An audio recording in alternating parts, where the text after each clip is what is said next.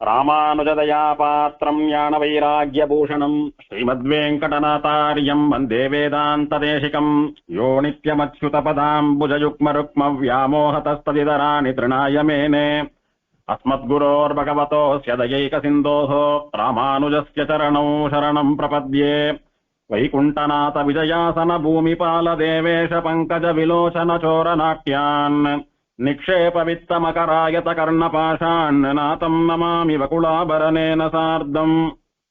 108 திவதேச வைபவங்கள்ல பாண்டிய நாட்டு திருப்பதிகளில் ஆழ்வார் நவ திருப்பதிகளில் ஒன்றான தென் திருப்பேரை திவதேச விஷயமான பராங்குஷ நாயகியனுடைய திருவாய்மொழி அனுபவம் தொடர்ந்து அனுபவித்துக் கொண்டு வருகிறோம். 5 பாசுரங்கள் பார்த்தோம். 5 பாசுரங்கள் வரைக்கும் பராங்குஷ நாயகி மொத்தமா சொன்னது என்ன அப்படின்னா, என் நெஞ்சு நானும் நிறையும் இழந்தது. நான் என்னுடைய மனசை அந்த எம்பெருமானுடைய அழகிலே தொலைத்து விட்டேன். அவன் அழகிலே மயங்கி நின்றதுனால என்னுடைய வெட்கம் அங்கே தொலைந்து விட்டது. வெட்கத்தையும் தொலைச்சுட்டேன். வெட்கம் போனபடினாலே அடக்கமும் போயிடுத்து.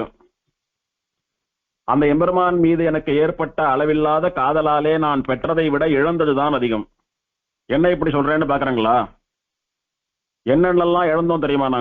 நான் மட்டுமல்ல, நானும் என்னை சேர்ந்தவர்களும் என்னவெல்லாம் இழந்தோம் அப்படின்னா, நான் என்னை இழந்தேன். முதல்ல என் மனசை இழந்தேன், வெட்கத்தை இழந்தேன், அடக்கத்தை இழந்தேன், என்னையே இழந்தேன். என் மேல அக்கறையா இருக்கக்கூடிய ஒரே காரணத்தினாலே என்னுடைய தாய்மார்களும் என்னுடைய தோழிமார்களும் என்னை இழந்தார்கள். இந்த எம்பெருமானை பார்த்து அவனிடத்துல காதல் வருவதற்கு முன்னால வரைக்கும் அவளோட எல்லார போலவும் சகஜமா உறவாடிட்டு இருந்தேன். என்னைக்கு இந்த எம்பெருமானை பார்த்து அவனிடத்துல ஆழங்கால் பட்டு காதல் அதிகரிச்சதோ அன்னைக்கே தாய்மார்களுக்கும் தோழிமார்களுக்கும் நான் இல்லைன்ற நிலைமை வந்துடுத்து. ஆகையினாலே நான் என்னை இழந்தேன், அவர்கள் என்னை இழந்தார்கள். என்னுடைய நெஞ்சு நானும் நிறையும் இழந்தது. அதாவது வெட்கமும் அடக்கமும் தொலைத்து போய்விட்டது. ஒரு பெண்ணுக்கு இருக்க வேண்டியதான குணங்கள் என் மனசு இழந்துடுத்து. இப்படி எனக்கும் என்னை சேர்ந்தவர்களுக்கும் எல்லாம் இழவாகவே இருக்கிறது. இழவு அப்படின்னா இழந்து விடுவது. இதெல்லாம் நஷ்டம் எங்களுக்கு அப்படின்னு சொல்லி சொன்னா, சரி இதுக்கு என்னதான் தீர்வு அப்படின்னு தாயார்களும் தோழிமார்களும் கேட்டா அதுக்கு பதில் சொல்ற 6வது பாசுரத்தினாலே, காலம் பெற என்னை காட்டுமின்கள் காதல் கடலின் மிக பெரிதால் நீலமுகில் வண்ணத்தெம்பெருமான் நிற்கும் முன்னே வந்து என் கைக்கும் எய்தான் ஞாலத்து அவன் வந்து வீற்றிருந்த நான் மறையாளரும் வேள்வியோவா கோலச் செந்நெற்கல் கவரி வீசும் கூடுபுணல் திருப்பேரையிற்கே.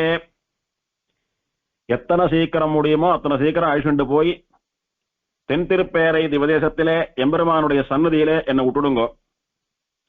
அதுதான் எனக்கும் நல்லது, உங்களுக்கும் நல்லது. யாருக்கும் எந்த இழவும் ஏற்படாது, எல்லோருக்கும் எல்லா நலன்களும் ஏற்படும். அது ஒண்ணுதான் எல்லாருக்கும் க்ஷேமம் தரக்கூடிய விதம். எப்படின்னு கேக்குறீங்களா? நான் அந்த எம்பெருமானுடைய அனுபவத்தை, அவனுடைய சேர்த்தியை இழந்துதானே தவிக்கிறேன். என்ன அவன் சன்னதி கைசண்டு போய் விட்டுட்டா எனக்கு அவனுடையதான சம்ஸ்லேஷம் கிடைக்கும். அதனால நான் என்னவெல்லாம் இழந்தேனோ அதெல்லாம் பெற்றுடுவேன். நான் என்ன ஸ்வஸ்தமாயிடுவேன், தேறிடுவேன். நான் இப்படி இருக்கிறேன்றதுனால தானே நீங்கள்லாம் என்ன நினைச்சு வருத்தப்படுறீங்கோ. நான் சந்தோஷமா அவனோடு கூட சேர்ந்து வாழறத பார்த்தா தோழிமார்களும் தாய்மார்களுமான நீங்கள் எல்லாமும் கூட இயல்பு நிலைக்கு திரும்பி விடுவீர்கள், நீங்களும் சந்தோஷப்படுவீங்க. ஆகையினாலே நம்ம எல்லாருக்கும் ஒரே நல்லது இருக்க முடியும்னா எத்தனை சீக்கிரம் முடியுமோ அத்தனை சீக்கிரம் என்ன திருப்பேரை கழிச்சுட்டு போய் விட்டுடுங்கன்னு சொல்றார். அன்னை மீர்கள் தாய்மார்களே, இங்க தோழிமார்களை விட தாய்மார்களை தான் கூப்பிடுறா. என்ன காரணம் அப்படின்னா, இந்த பெண்ணை ஒருவரிடத்திலே ஒப்படைக்க வேண்டுமானால் அந்த அதிகாரம் யாருக்கு உண்டு? தோழிக்கா தாய்க்கான்னு பார்க்கிற போது பெற்று வளர்த்த தாயானபடியினாலே அவளை தாரை வார்த்து கொடுக்கக்கூடிய, இன்னொருவன் கையிலே பிடித்து கொடுக்கக்கூடியதான சக்தி, அந்த யோக்கியத்தை இவளுக்குத்தான் உண்டு. தகப்பனார பத்தின பிரஸ்தாவம் எல்லாம் இல்லை. ஆழ்வாருடைய பாசுரத்திலே தாய் பாசுரம் அப்படின்னு வரைச்ச சிங்கிள் மதரா தான் காட்டப்படுறா. ஆகையினாலே தோழிமார்களிடத்துல எத்தனை வேணாலும் பேசலாம், மனசு விட்டு சொல்லலாம். ஆனால் இவளை தாரவார்த்து கொடுக்கக்கூடியதான் அந்த யோகியத்தை யாருக்கு உண்டோ? தாயாருக்கு உண்டு. அதனால தாய்மார்களே, இந்த இடத்துல அம்மான்னு சொன்னா தன்னை தாரவார்த்து கொடுக்கக்கூடிய முக்கியமான சந்தர்ப்பத்தில் மட்டும் தன்னை பெற்ற தாயாரை அம்மான்னு கூப்பிடுறா. இத்தனை நாள் நம்மளை எல்லாம் ஆசையா வாயார அம்மான்னு கூப்பிட்டவோ முக்கியமான சமயத்துல ஒதுக்கி வச்சுட்டா பாத்தையா. அப்படின்னு மத்த அம்மாக்கள்லாம் மனசு வருத்தப்படுவாளேன்னு சொல்லி வெறும வாய்க்கு 32 முறை அம்மா அம்மான்னு வெறும் சமயத்துல கூட்டதெல்லாம் பெரிய விஷயம் இல்ல. இந்த மாதிரி முக்கியமான அந்தஸ்திலே ஒரு பெண் பிள்ளை கூப்பிட வேணும். கல்யாணமாகி புக்காத்துக்கு போறச்ச பெத்தவாளிடத்துல மட்டும் போயிட்டு வரேன்னு சொல்லாமல் யாரெல்லாம் காலமெல்லாம் இவள் ஆசையோடு கூட கவனிச்சுண்டாலோ அவெல்லாம் உறவோ இல்லையோ அக்கம் பக்கத்தினரோ யாரெல்லாம் ஆசையா இவ மேல பொண்ணாட்டமா பாசங்காட்டி வளர்த்தாலோ பார்த்துண்டாலோ எல்லாரிடத்திலும் அம்மா போயிட்டு வரேன்னு சொன்னா அதுதான் அவர்களுக்கு தரக்கூடியதான கௌரவம். அதை ஒரு பெண் கடைபிடிக்க வேண்டும் என்பதை நமக்கெல்லாம் சொல்லி காட்டுவது போல, சிக்ஷித்து காட்டுவது போல, அனுஷ்டித்து காட்டுவது போல பராங்குஷ நாயகி இந்த மன கஷ்டத்திலும் கூட எல்லா அம்மாக்களையும் பார்த்து பேசுறா. அம்மாக்களே, நீங்க தான் முறைப்படி அந்த எம்பெருமானிடத்திலே என்னை கொண்டு போய் சேர்த்து என் கரத்தை பற்றி அவன் கரத்திலே வைக்க வேணும். நீங்க தான் அவன் என்ன பாணிகிரகணம் பண்ணி கொள்ளும்படியாக பண்ண வேணும். அந்த யோகியத்தை, அந்த தகுதி, அந்த கர்த்தவியம் உங்களுக்கே உண்டு. அந்த கௌரவம் உங்களை சேர்ந்தது. எனக்கு ஒரு அம்மா இல்ல, பல அம்மாக்கள் இருக்கீங்க. எல்லாரும் வாங்கோ, எம்பெருமானோடு கூட என்ன சேர்த்து வைங்கன்னு சொல்றா. அன்னை மீர்கள் தாய்மார்களே, நீலமுகில் வண்ணத்து எம்பெருமான் மழைக்கால வேகம் போலே கருநீல நிறத்திலே இருக்கக்கூடிய பேரழகனான அந்த மகர நெடுங்குழைக்காதன் முன்னே வந்து நிற்கும். என் கண்ணு முன்னால வந்து நிக்கிறான் அப்படின்னு எனக்கு தோன்றது. அல்லது எனக்கு மட்டும் காட்சி தருகிறான். ஏன் இதை சொல்றேன் தெரியுமா? அப்படி மழைக்கால மேகம் போல அழகான முகத்தோடு வசீகாரமாக என்னை பார்க்கக்கூடிய பெருமாள் என் முன்னால வந்து நிக்கிறான். அதனாலதான் அவனுடைய தாமர கண்கள்லயே மனசு போச்சு, அவனுடைய சங்கு சக்கரங்கள்லயே மனசு போச்சு, அவனுடைய நீழ்முடின்னு சொல்லக்கூடிய கிரீட்டத்திலேயே மனசு போச்சு, அவனுடைய கோவை பழம் போன்றே சிவந்த இதழ்களிலேயே மனசு போச்சு. நான் அவனை கண்ணால பார்க்கல, அவன் எனக்கு தன்னுடைய தரிசனத்தை தரல அப்படின்னா நான் இத்தனை தூரம் அவன் இடத்துல ஆழங்கால் பட்டு காதலித்திருப்பேனா? இதுல இருந்து ஒண்ணு புரிஞ்சுக்கோங்க. முன்னே வந்து நிற்கும் நீலமுகில் வண்ணத்து எம்பெருமான் என் முன்னே வந்து நிற்கும். அந்த அழகான பெருமாள் என் முன்னாடி வந்து நிக்கிறான். நீங்கெல்லாம் கேட்கலாம், நாங்கெல்லாம் உன் பக்கத்துல இங்க தானே இருந்தோம், எங்க கண்ணுக்கு அந்த பெருமாள் தெரியலையே அப்படின்னா, ஒருவேளை அவன் எனக்கு மட்டும் காட்சி தருகிறான் போல, என் கண்ணுக்கு மட்டும் தெரிவது போல காட்சி தருகிறான் போல. உங்களுக்கு எல்லாம் அந்த பெருமாள் சேவை சாதிக்கல, அதனால நீங்க என்ன சொல்றீங்க, பெருமாளே வரல நீயா புலம்பின்னு இருக்கேன்னு பழி போடுறங்க மேல. அல்லது நான் கற்பனை பண்ணிட்டு பேசுறேன்னு சொல்லி என்ன தூற்றுகிறீர்கள், தூஷணம் பண்றங்கோ. அவன் என் கண்ணுக்கு முன்னாலே வந்து நான் மட்டும் சேவிக்கும்படியா நிற்கிறான். இப்ப இவாள்லாம் சொல்றா, அப்படி கண்ணுக்கு முன்னால வந்தானே அவனை ஏன் விட்ட? அவன் கையை அப்படியே சேர்த்து பிடிச்சுட்டு இருக்கலாம். ஒன்னும் வந்து உன்னுடைய சேவையை கொடுத்து உன்னுடைய ஒரு அவயவங்களினுடைய அழகையும் காட்டி என்னை இந்த அளவுக்கு பிச்சேத்தி இத்தனை காதல் வசப்பட்டவளா மாத்தினியே, இனி உன்னை தவிர வேறு ஒருத்தனையும் மனசாலேயே நினைக்க மாட்டேன், நீ என்னோடு தான் வாழ வேணும், இங்கிருந்து உன்னை போக விட மாட்டேன், என் அம்மாக்களிடத்திலே சொல்லி உன்னை கல்யாணம் பண்ணி கொள்ள போகிறேன், அவன் கையை பிடிச்சி வச்சுக்க வேண்டியதுதானே, ஏன் விட்டாவனே அப்படின்னு அம்மாக்கள் கேட்கிறா. அதுக்கு பராங்குஷ நாயகி சொல்றா, என் கைக்கும் எய்தான். அம்மா, என் கண் முன்னால வந்து நின்னான், அதே சமயத்துல உங்க கண்ணுக்கு தெரியலையோன்னு எனக்கு மட்டும் முழுசாவா ஆட்டான். அவன் என் கண்ணு முன்னால வந்து நின்று சேவை கொடுத்தானே ஒழிய நான் எழுந்து அவன் கையை பிடிக்கிறதுக்குள்ள ஓடி போயிட்டாம்மா, ஒரு க்ஷணத்துல மறைஞ்சு போயிட்டான். என் கைக்கும் எய்தான், தன்னுடைய அழகை காட்டி என்னை மயக்கினான். இத்தனை அழகா இருக்கான், நம்மளை தேடி வந்துட்டானேன்னு போய் கை பிடிக்கலான்னு போன போது ஒரு க்ஷணத்துல அப்படியே மின்னலாட்டமா மறைஞ்சு போயிட்டான். திரும்பி பார்க்கறேன், எத்தனையோ தூரத்துல இருக்கான். சரி அங்க போலான்னு அப்படி 2 அடி எடுத்து வைக்கிறேன், உடனே மறைஞ்சு போயிட்டான்.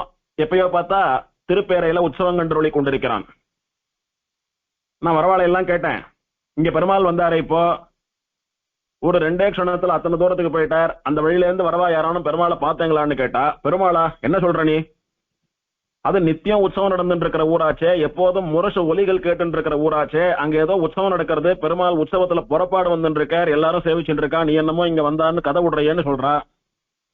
அப்படி என் கண்ணுக்கு முன்னாலே வந்து எனக்கு சேவை சாதித்தாலும் என் கைக்கும் எய்தான், என் கைக்கு அகப்படாமல் தூரஸ்தனா என்னை விட்டு தூரமாவே இருந்துட்டு இருக்கான்.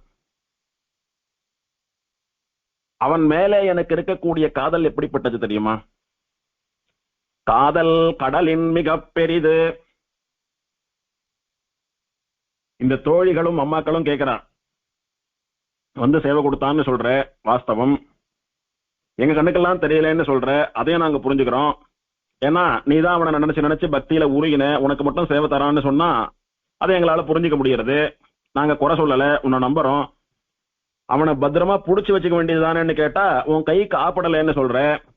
இப்படி உனக்கு போக்கு காட்டின்னு இருக்கானே, ஒன்னும் உனக்கு சேவை கொடுத்து உன்னோட சேர்ந்து வாழணும், இல்லையா எங்களாட்டமா உன் பக்கமே வராம இருக்கணும். இப்படியும் இல்லாமல் அப்படியும் இல்லாமல் உன்னை பிச்சேற்றி உன்னை வருத்தப்பட செய்து இப்படி போக்கு காட்டின்னு இருக்கானே, இவனை எல்லாம் ஏன் நினைச்சு உருகின்ற இருக்க?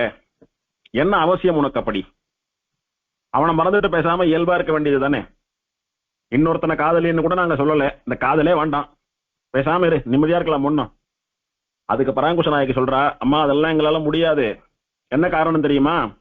சாதாரண காதல் அல்ல, காதல் கடலின் மிக பெரிது.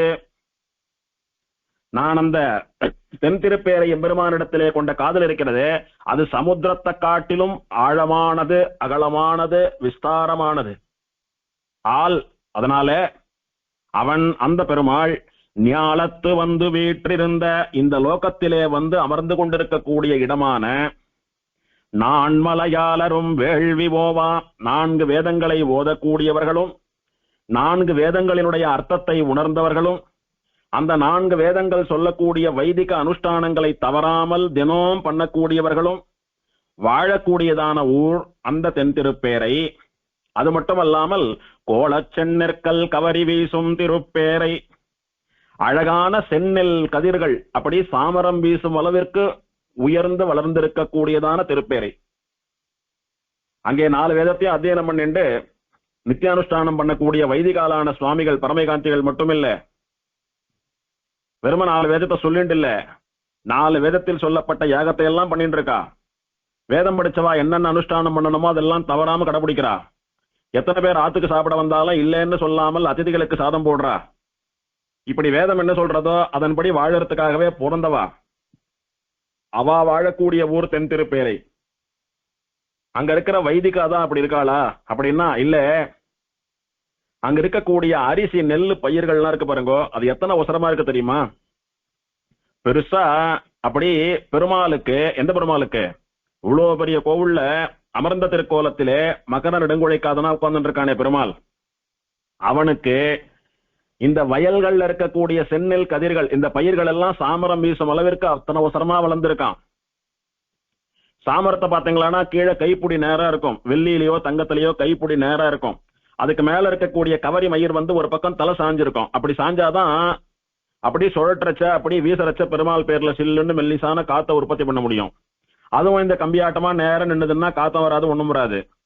அந்த மாதிரி நிறைய ஜல சமுர்த்தி, நீர்வளம் நன்னா உண்டு திருப்பேரையில. அதனால கழனியில இருக்கக்கூடிய செந்நெல் பயிர்கள்லாம் நிறைய ஜலத்தை உறிஞ்சு சாப்பிட்டுட்டோ நிறைய நெல்மணிகள் ஜாஸ்தியா இருக்கு. ஒரு கதிரை புடிங்கன்னா 1/4 கிலோ அரிசி வரும் போல் இருக்கு, அத்தனை இருக்கு. அந்த வெயிட் தாங்க முடியாம ஒரு பக்கம் தலையை சாச்சுண்டு நிக்கிறது அந்த செந்நெல் பயிர்கள்லாம். அது பாக்குறதுக்கு எப்படி இருக்கு தெரியுமா? பெருமாள் உற்சவத்துல வரைச்ச 2 பக்கம் 2 சுவாமிகள் நின்றுட்டு பெருமாளுக்கு சாமரம் வீசுவா. அப்ப அந்த சாமரம் ஒரு பக்கம் தலையை சாச்சுண்டு பெருமாளுக்கு காத்து வரும்படியா வீசுறது பாருங்க. அந்த மாதிரி இருக்கு இந்த செந்நெல் பயிர்கள்லாம் பெருமாளுக்கு கவரி வீசக்கூடியதான அந்த சாமர கைங்கரியம். அப்படி பகுத்தறிவு இல்லாத ஒரு பயிர் கூட பெருமாளுக்கு சாமரம் வீசக்கூடிய கைங்கரியம் பண்ணக்கூடிய அளவுக்கு உத்தமமான புண்ணிய பூமி இந்த திருப்பேரை. அது என்ன, ஒரு நெல் பயிர் போய் சாமரம் வீசக்கூடிய அளவுக்கு அத்தனை யோசிக்குமா? அத்தனை வெயிட்டா தலையை சாய்க்குமா? அப்படி தலையை சாய்ச்சாலும் ஒரு அடியா கீழே உழுந்துடாதா? சுமை தாங்காமல் நிக்கிறதா? நிக்க முடியறதான்னா முடியும். ஏன் முடியும்னா அத்தனை ஜல சமுர்த்தி உண்டு. கூடு புனல் சேர்ந்துட்டே இருக்கிறபடியான ஜலங்கள். சுவாமி ஜலம் ஏதோ இருந்தது, கொஞ்சம் கொஞ்சமா வறட்சியில இல்லாத போயிடுத்து, இனி எங்கேயானும் ஜலம் வாங்கிட்டு வந்துதான் வயலுக்கு விடணும்னு சொல்லும்படியா இல்ல. அப்படி சேர்ந்துட்டே இருக்கான் ஜலம். கூடு புனல் கூடிக்கொண்டே இருக்கக்கூடியதான தீர்த்தம். தாமிரபரணி நதி இருக்கிறது, அது வற்றாத ஜீவ நதி. ஒரு நாளும் வற்றாமல் அப்படி பிரவாகமா பெருக்கெடுத்து போயிட்டு இருக்கு. அதுல இருந்து வயல்களுக்கெல்லாம் ஜலம் வரும்படியா வாய்க்கால்லாம் வெட்டி விட்டுருக்கா. ஒரு வாய்க்காலும் பொய்க்காமல் வாய்க்காலில் இருக்கிற ஜலம் வந்தபடியே இருக்கு. அதனால தீர்த்த சமுர்த்தி நீர்வளம் குறைவதே இல்லை. கூடு புனல் திருப்பேரை இருக்கே, திருப்பேரையில்னு சொல்லக்கூடியதான இந்த திவதேசத்திற்கே காலம் பெற எண்ணெய் காட்டு மீன்கள் சீக்கிரமா விவசாயிட்டு போய் விடுங்கோ, இதுதான் நம்ம எல்லாருக்கும் நல்லது அப்படின்னு சொன்ன இடத்துல நமக்கு 2 விஷயங்கள் சொல்றா, 3 விஷயங்கள் சொல்றா. பெருமாள் எனக்கு மட்டும் சேவை கொடுக்கறான், உங்க கண்ணுக்கு தெரியல. எனக்கு சேவை கொடுத்தாலும் நான் அவனை சேர்த்து அணைத்துக் கொள்ளும்படி என் பக்கத்துல வரல, மறைஞ்சு விடுறான். ஒண்ணு. ரெண்டாவது விஷயம், நான் பெருமாள் மேல கொண்ட காதல் சாதாரண காதல் அல்ல, தெய்வீக காதல். அது எப்பேற்பட்ட காதல் அப்படின்னா கடலை விடவும் பெருசான ஆழமான காதல் அது. மூணாவது, இந்த தென்திருப்பேரைன்னு சொல்லக்கூடிய திவதேசத்தினுடைய பெருமையை சொல்றா. அங்க இருக்கக்கூடிய சுவாமிகள்லாம் ஏதோ பேருக்கு வேதம் சொல்லிண்டு பண்ற காரியம் வேறவா இல்ல, வேதத்தில் சொல்லப்பட்ட யாகம் முதலான காரியங்களையே பண்ணிக்கொண்டு அதற்காகவே அவதாரம் பண்ணின பரம பவித்திரமான அந்தணர்களை வாழலாம். அங்கே நீர்வளம் ஆச்சரியமா இருக்கு. நீர்வளம் ஆச்சரியமா இருக்கிறபடினால நிலவளம் ரொம்ப நன்னா இருக்கு. எந்த அளவுக்கு நிலவளம் உண்டுன்னா ஒரு நெல் பயிர் கூட பெருமாளுக்கு சாமரம் வீசக்கூடிய அளவுக்கு சமൃദ്ധിயான திவதேசமாக இருக்கிறது அப்படின்னு சொல்லி அந்த திவதேசத்தை கொண்டாடுகிறாள். இது பாகவதாலான நாம ஒருத்தரும் கத்துக்க வேண்டிய பாடம். ஒரு திவ்யதேசத்தை வணங்குவது அப்படின்னு சொன்னா கேவலம் அங்க கோவிலுக்கு போய் பெருமாளை சேவிச்சுட்டு வர்றது மட்டும் இல்ல, அந்த திவ்யதேசத்தினுடையதான தீர்த்தத்தை, அந்த திவ்யதேசத்தினுடையதான கஷேத்திரத்தை, அந்த திவ்யதேசத்திலே ஓடக்கூடிய நதிகள் இருந்தா நதிகளை, அந்த திவ்யதேசத்திலே மலை இருந்தா மலையை, அந்த திவ்யதேசத்தை சுத்தி தோப்பு துறவு நந்தவனம் வயல் அப்படின்னு இருந்தா அந்த இயற்கை அழகை, முக்கியமா அந்த திவ்யதேசத்துல நித்தியவாசம் பண்ணிக்கொண்டு எம்பெருமானுக்கு கைங்கரியம் பண்ணக்கூடிய பாகவதோத்தமர்களான ஸ்ரீ வைஷ்ணவர்களை இது எல்லாரையும் சேர்த்து சேவிக்கணும், அனுபவிக்கணும் அப்படின்ற பாடம் இங்கே நமக்கு. எதனாலே அப்படின்னா பெருமாள் அப்படின்றவன் பெரிய ராஜா, ராஜாதிராஜன் தேவாதிராஜன் பெருமாள். அவன் எப்போதும் ஒரு படையோடு ஒரு சைன்யத்தோடு தான் எழுந்தருள்வான். பெருமாள் பெருமாள் கூட வரவாள்லாம் பெருமாளுடைய பரிஜனங்கள் அப்படின்னு தான் சொல்லணும். சுவாமி தேசிகனாட்டம், சுவாமி எம்பெருமானாராட்டம், ஆழ்வார்களாட்டம், இப்ப சமீபத்துல எழுந்தருள் இருக்கக்கூடிய ஆச்சாரியர்களாட்டம், யாரானா இருக்கட்டும், எத்தனை பெரிய மகானான்னா இருக்கட்டும், பெருமாள் எழுந்தருள்றார் அப்படின்னா பெருமாளோடு வரக்கூடிய அத்தனை பேரையும் பெருமாளுடைய பரிஜனங்களா தான் பாவிப்பா. ஒரு இண்டிவிஜுவலையும் மனசுல வச்சுட்டு இவன் வரான் அவன் வரான்னு சொல்ற வழக்கம் இல்லை. பெருமாள் புறப்பாடுல சேவிக்கிறது கூட எப்படி சேவிக்கணும்னு நம்முடைய பெரியவர்கள்லாம் வகுத்திருக்கா அப்படின்னா, பெருமாளுடைய புறப்பாடுல at the very first point முதல்ல என்ன வரதோ அங்க சேவிச்சுடணும். உதாரணமா சில ஊர்ல யானை உண்டு, சில ஊர்ல குதிரை உண்டு, சில ஊர்ல யானை குதிரைக்கெல்லாம் முன்னாடி முரசு அடிச்சுண்டு வருவா. அந்த மாதிரி பெருமாளுடைய புறப்பாட்டுக்கு அடையாளமா என்ன தெரியறதோ முதல்ல கண்ணுல என்ன படுறதோ அங்கேயே சேவிச்சுடணும். முதல்ல ஒரு மாட்டு வண்டியில பெரிய முரசு அடிச்சுண்டு வருவா. ஒரு 10 நிமிஷம் கேப் விட்டு யானை வரும், குதிரை வரும், ஒட்டகம் இருந்தா ஒட்டகம் வரும். இன்னும் கொஞ்சம் கேப் விட்டா அப்படியே ரெண்டு பக்கமும் திருமண் காப்பு சங்கு சக்கரம் எல்லாம் பிடிச்சிட்டு விதானம் கொடியெல்லாம் பிடிச்சிட்டு வருவா. இன்னும் கொஞ்சம் கேப் விட்டு நாதஸ்வரம் வாசிக்கிறவா, மங்களவாத்தியம் வாசிக்கிறவா அவள்லாம் வருவா. இன்னும் கொஞ்சம் தள்ளி பிரபந்த பாராயணம் பண்ணக்கூடிய அத்தியாபக சுவாமிகள் வருவா. அப்புறம் பெருமாள் வருவார். அப்புறம் வேத பாராயண சுவாமிகள்லாம் வருவா. சில ஊர்கள்ல பஜனை பாடக்கூடிய பாகவதோத்தமர்கள் இருந்தா வேத பாராயணத்துக்கு பின்னால அவ பஜனை பண்ணிட்டு வருவா. இப்படி முதல் வரக்கூடிய முரசுல இருந்து ஆரம்பித்து கடைசியில பஜனை பண்ணிட்டு வர பாகவதா வரைக்கும் அத்தனை பேரும் சேர்ந்துதான் பெருமாளுடைய ப்ரொசஷன், பெருமாளுடைய பரிஜனங்கள். நாம ஸ்ரீவைகுண்டத்துல பெருமாளை சேவிக்கிற போது கூட பெருமாள் பிராட்டியை மட்டும் சேவிக்கிறது இல்ல. பெருமாள் கீழே இருக்கக்கூடிய நித்தியசூரிகள் என்ன, அங்க இருக்கக்கூடிய ஆச்சாரியர்கள் என்ன, இங்க இருந்து மோட்சத்துக்கு போன முக்தாத்மாக்கள் என்ன, பெருமாளுக்கு சாமரம் வீசக்கூடிய பெண்கள் என்ன, பெருமாள் எழுந்தருள் இருக்கக்கூடிய அந்த ரத்தனமயமான மணிமண்டபம் என்ன, பெருமாளுக்கு அங்க கைங்கரியம் பண்ணக்கூடிய மத்த அடியார்கள் என்ன, இவா எல்லாரோட சேர்ந்துதான் பெருமாள் பிராட்டியை சேவிக்கிறோம். தினம் திருவாராதனம் பண்ற ஸ்லோகத்துல கூட சொல்லிட்டு இருக்கோம், பெருமாள் எல்லா பாரிஷத கணங்களோடு கூட சேர்ந்துதான் ஸ்ரீவைகுண்டத்துல எழுந்தருள் இருக்கிறான். அந்த பெருமாளை என் சாலக்கிராம பெருமாள்ல நான் தியானம் பண்ணிட்டு அவளோடு கூட அவனை ஆராதித்து அவனுடைய அனுகிரகத்தை பிரார்த்திக்கிறேன்னு சொல்லி பெருமாளை எப்போதும் பரிஜனமாதான் சேவிக்கணும், பரிஜனமாதான் ஆராதிக்கணும், பரிஜனமாதான் பிரார்த்திக்கணும். இதெல்லாம் ஆழ்வார் காட்டி கொடுக்கிறார் நமக்கு. திருப்பேரையில இருக்கிற பெருமாளிடத்துல எனக்கு காதல் அதிகமா போயிடுத்து, அதனால என்ன அங்க ஐஷண்டு போய் விட்டுடுங்கன்னு சொன்னா போறாதா? ஏன் இத்தனை சொல்லணும் அப்படின்னா, எது பெருமாளுக்கு உகப்புன்னா அவனுடைய அடியார்களான அவனுடைய பரிஜனங்களோடு சேர்த்து அவனை அனுபவிப்பதுதான் பெருமாளுக்கு உகப்பு. அதைத்தான் நாம பண்ணணும். இதெல்லாம் சுவாமி தேசிகன் நமக்கு ஆச்சரியமா காட்டி கொடுத்தார். என்னுயிர் தந்தளித்தவரை சரணம் புக்கு யான் அடைவே அவர் குருக்கள் நிறைவணங்கி அப்படின்னு ஆரம்பித்து இன்னமுத திருமகள் என்று இவரை முன்னிட்டு எம்பெருமான் திருவடிகள் அடைகின்றேனே. நேர பெருமாள் தாயாரை சேவிக்கிற வழக்கமே கிடையாது நமக்கு. எங்க யார் பரிஜனமா இருக்காளோ அவளோட சேர்ந்துதான் பெருமாள் தாயாரை சேவிக்கிறதுன்றது வழக்கம். இந்த பரிஜனங்கள் அப்படின்னு சொல்லக்கூடியவா பெருமாள், பிராட்டிமார்கள், நித்திய சூரிகள், ஆழ்வாராச்சாரியர்கள், அவ்வளவுதான்.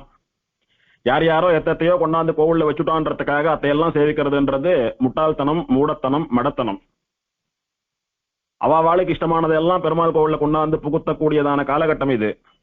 அங்க போய் தலையில கொட்டிண்டு கணத்துல போட்டு இருக்கிறதெல்லாம் ஒரு வைஷ்ணவனுக்கு சொரூபம் இல்லை. அதையும் புரிஞ்சுக்கணும். ஆழ்வார் இங்க என்ன காட்டுறாரோ அதுதான் சம்பிரதாயம்.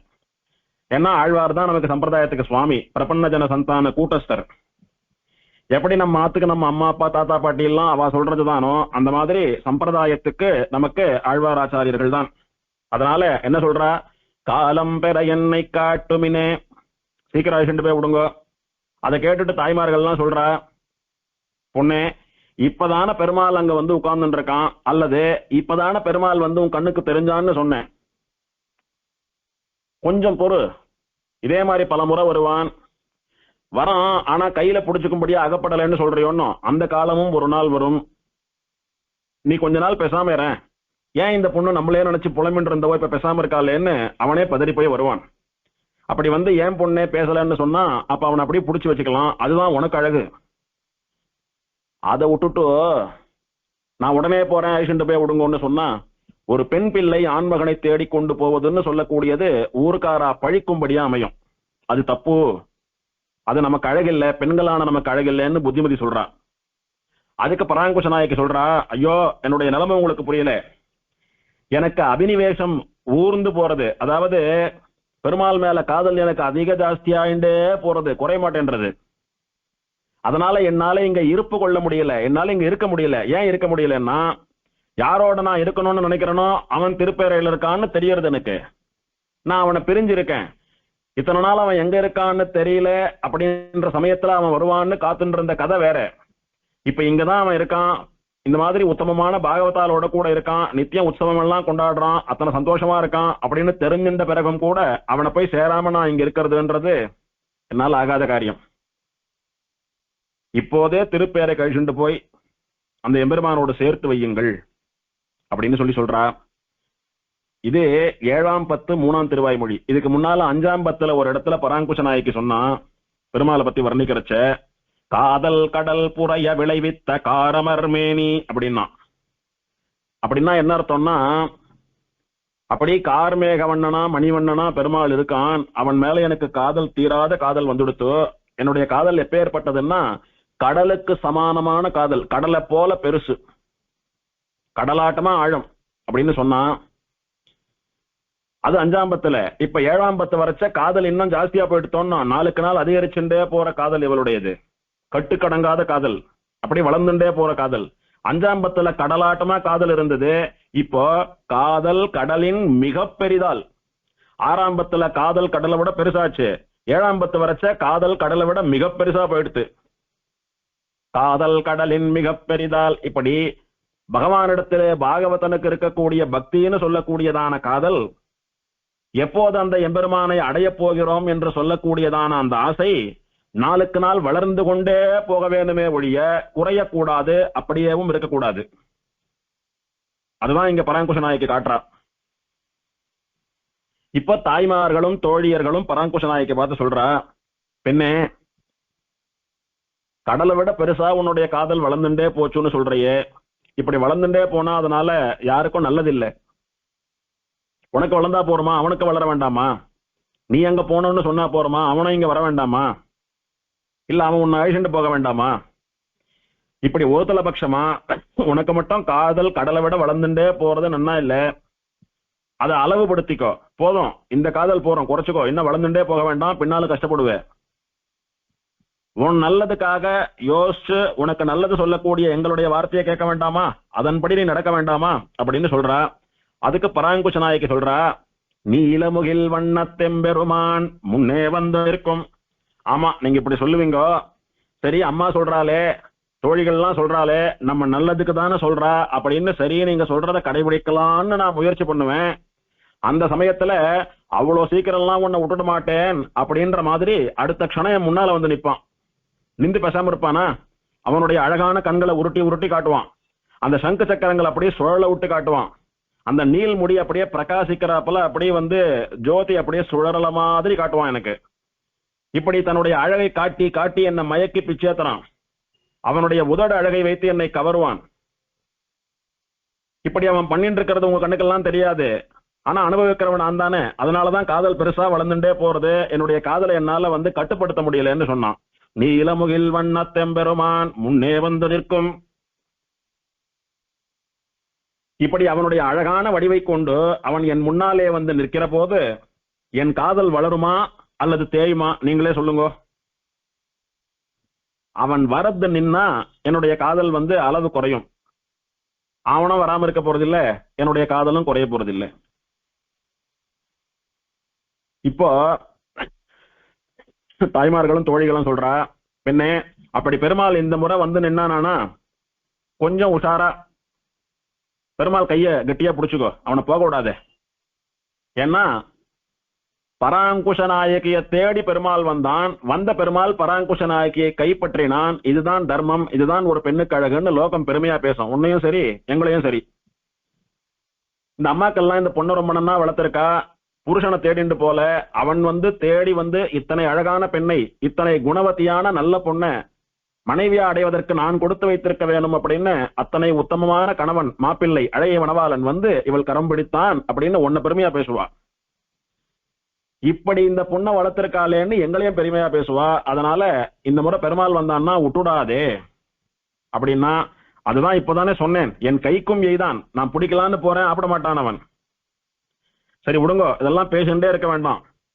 பெருமாள் உருவத்தை காட்டுறான், கிட்ட போனா மறைஞ்சு போயிடுறான். இன்னும் தெளிவா சொல்றேன், அவனை கண்ணால பார்க்க முடியறது, அவன் வாயை திறந்து என்னோட பேச மாட்டேன்றான்.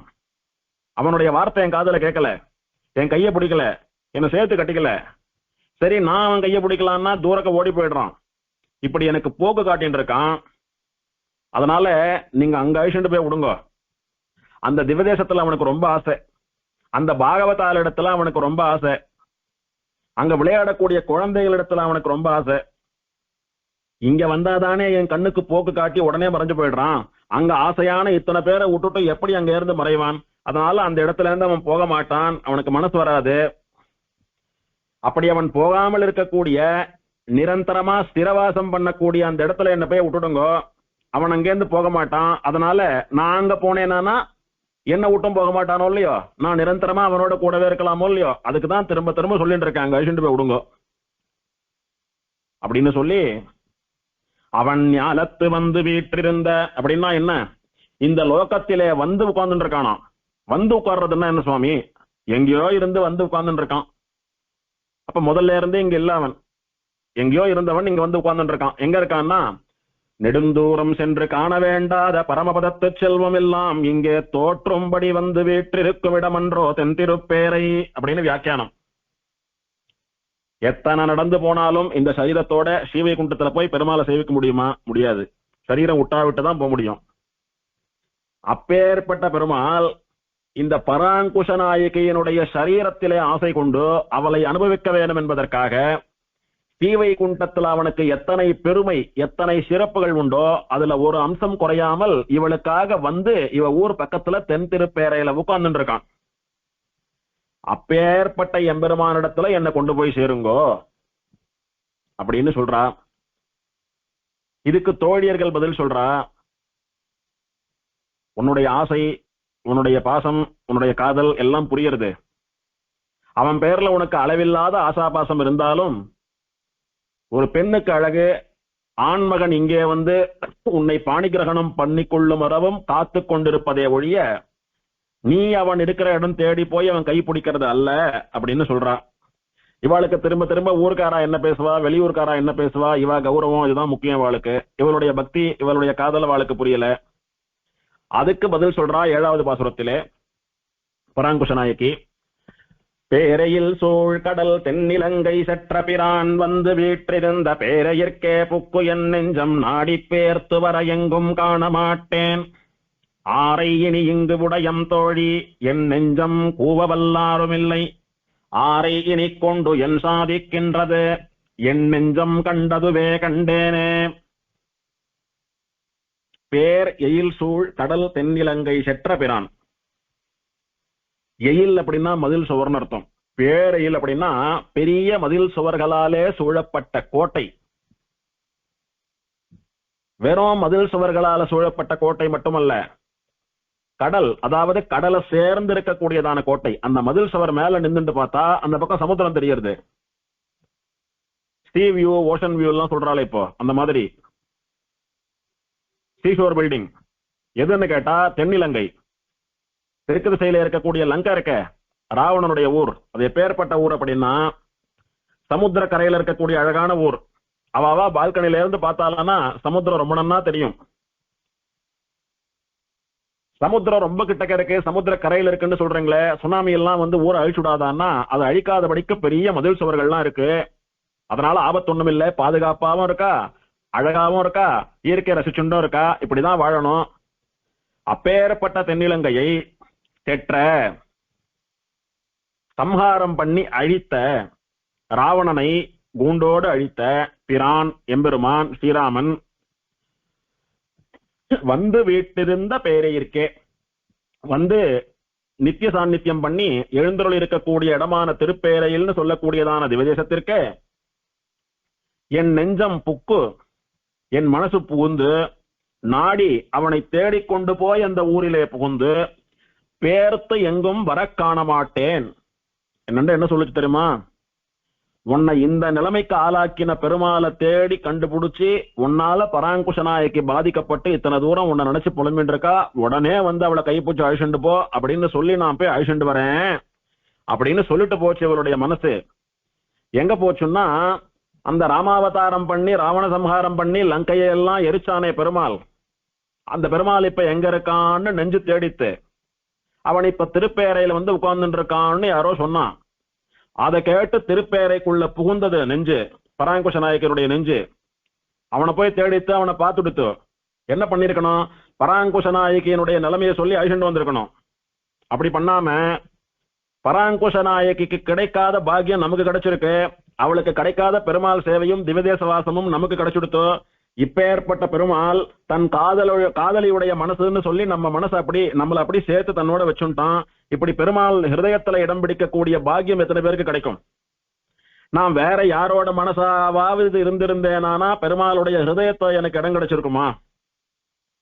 நான் பெருமாளுடைய காதலியான பராங்குஷ நாயகியனுடைய மனசா இருக்க போய் தானே அவள் ஞாபகமா பெருமாள் என்ன ஹிருதயத்துல வச்சுட்டு இருக்கான். இந்த இடம் இன்னொரு முறை கிடைக்குமா? இந்த இடத்தை விட்டு போலாமா? போகவே கூடாது. நமக்கு என்ன பராங்குஷ நாயகியை பத்தி கவலை, நம்மளை பத்தி தான் நமக்கு கவலை அப்படின்னு அந்த மனசு அங்கேயே இருந்துடுத்தோம்.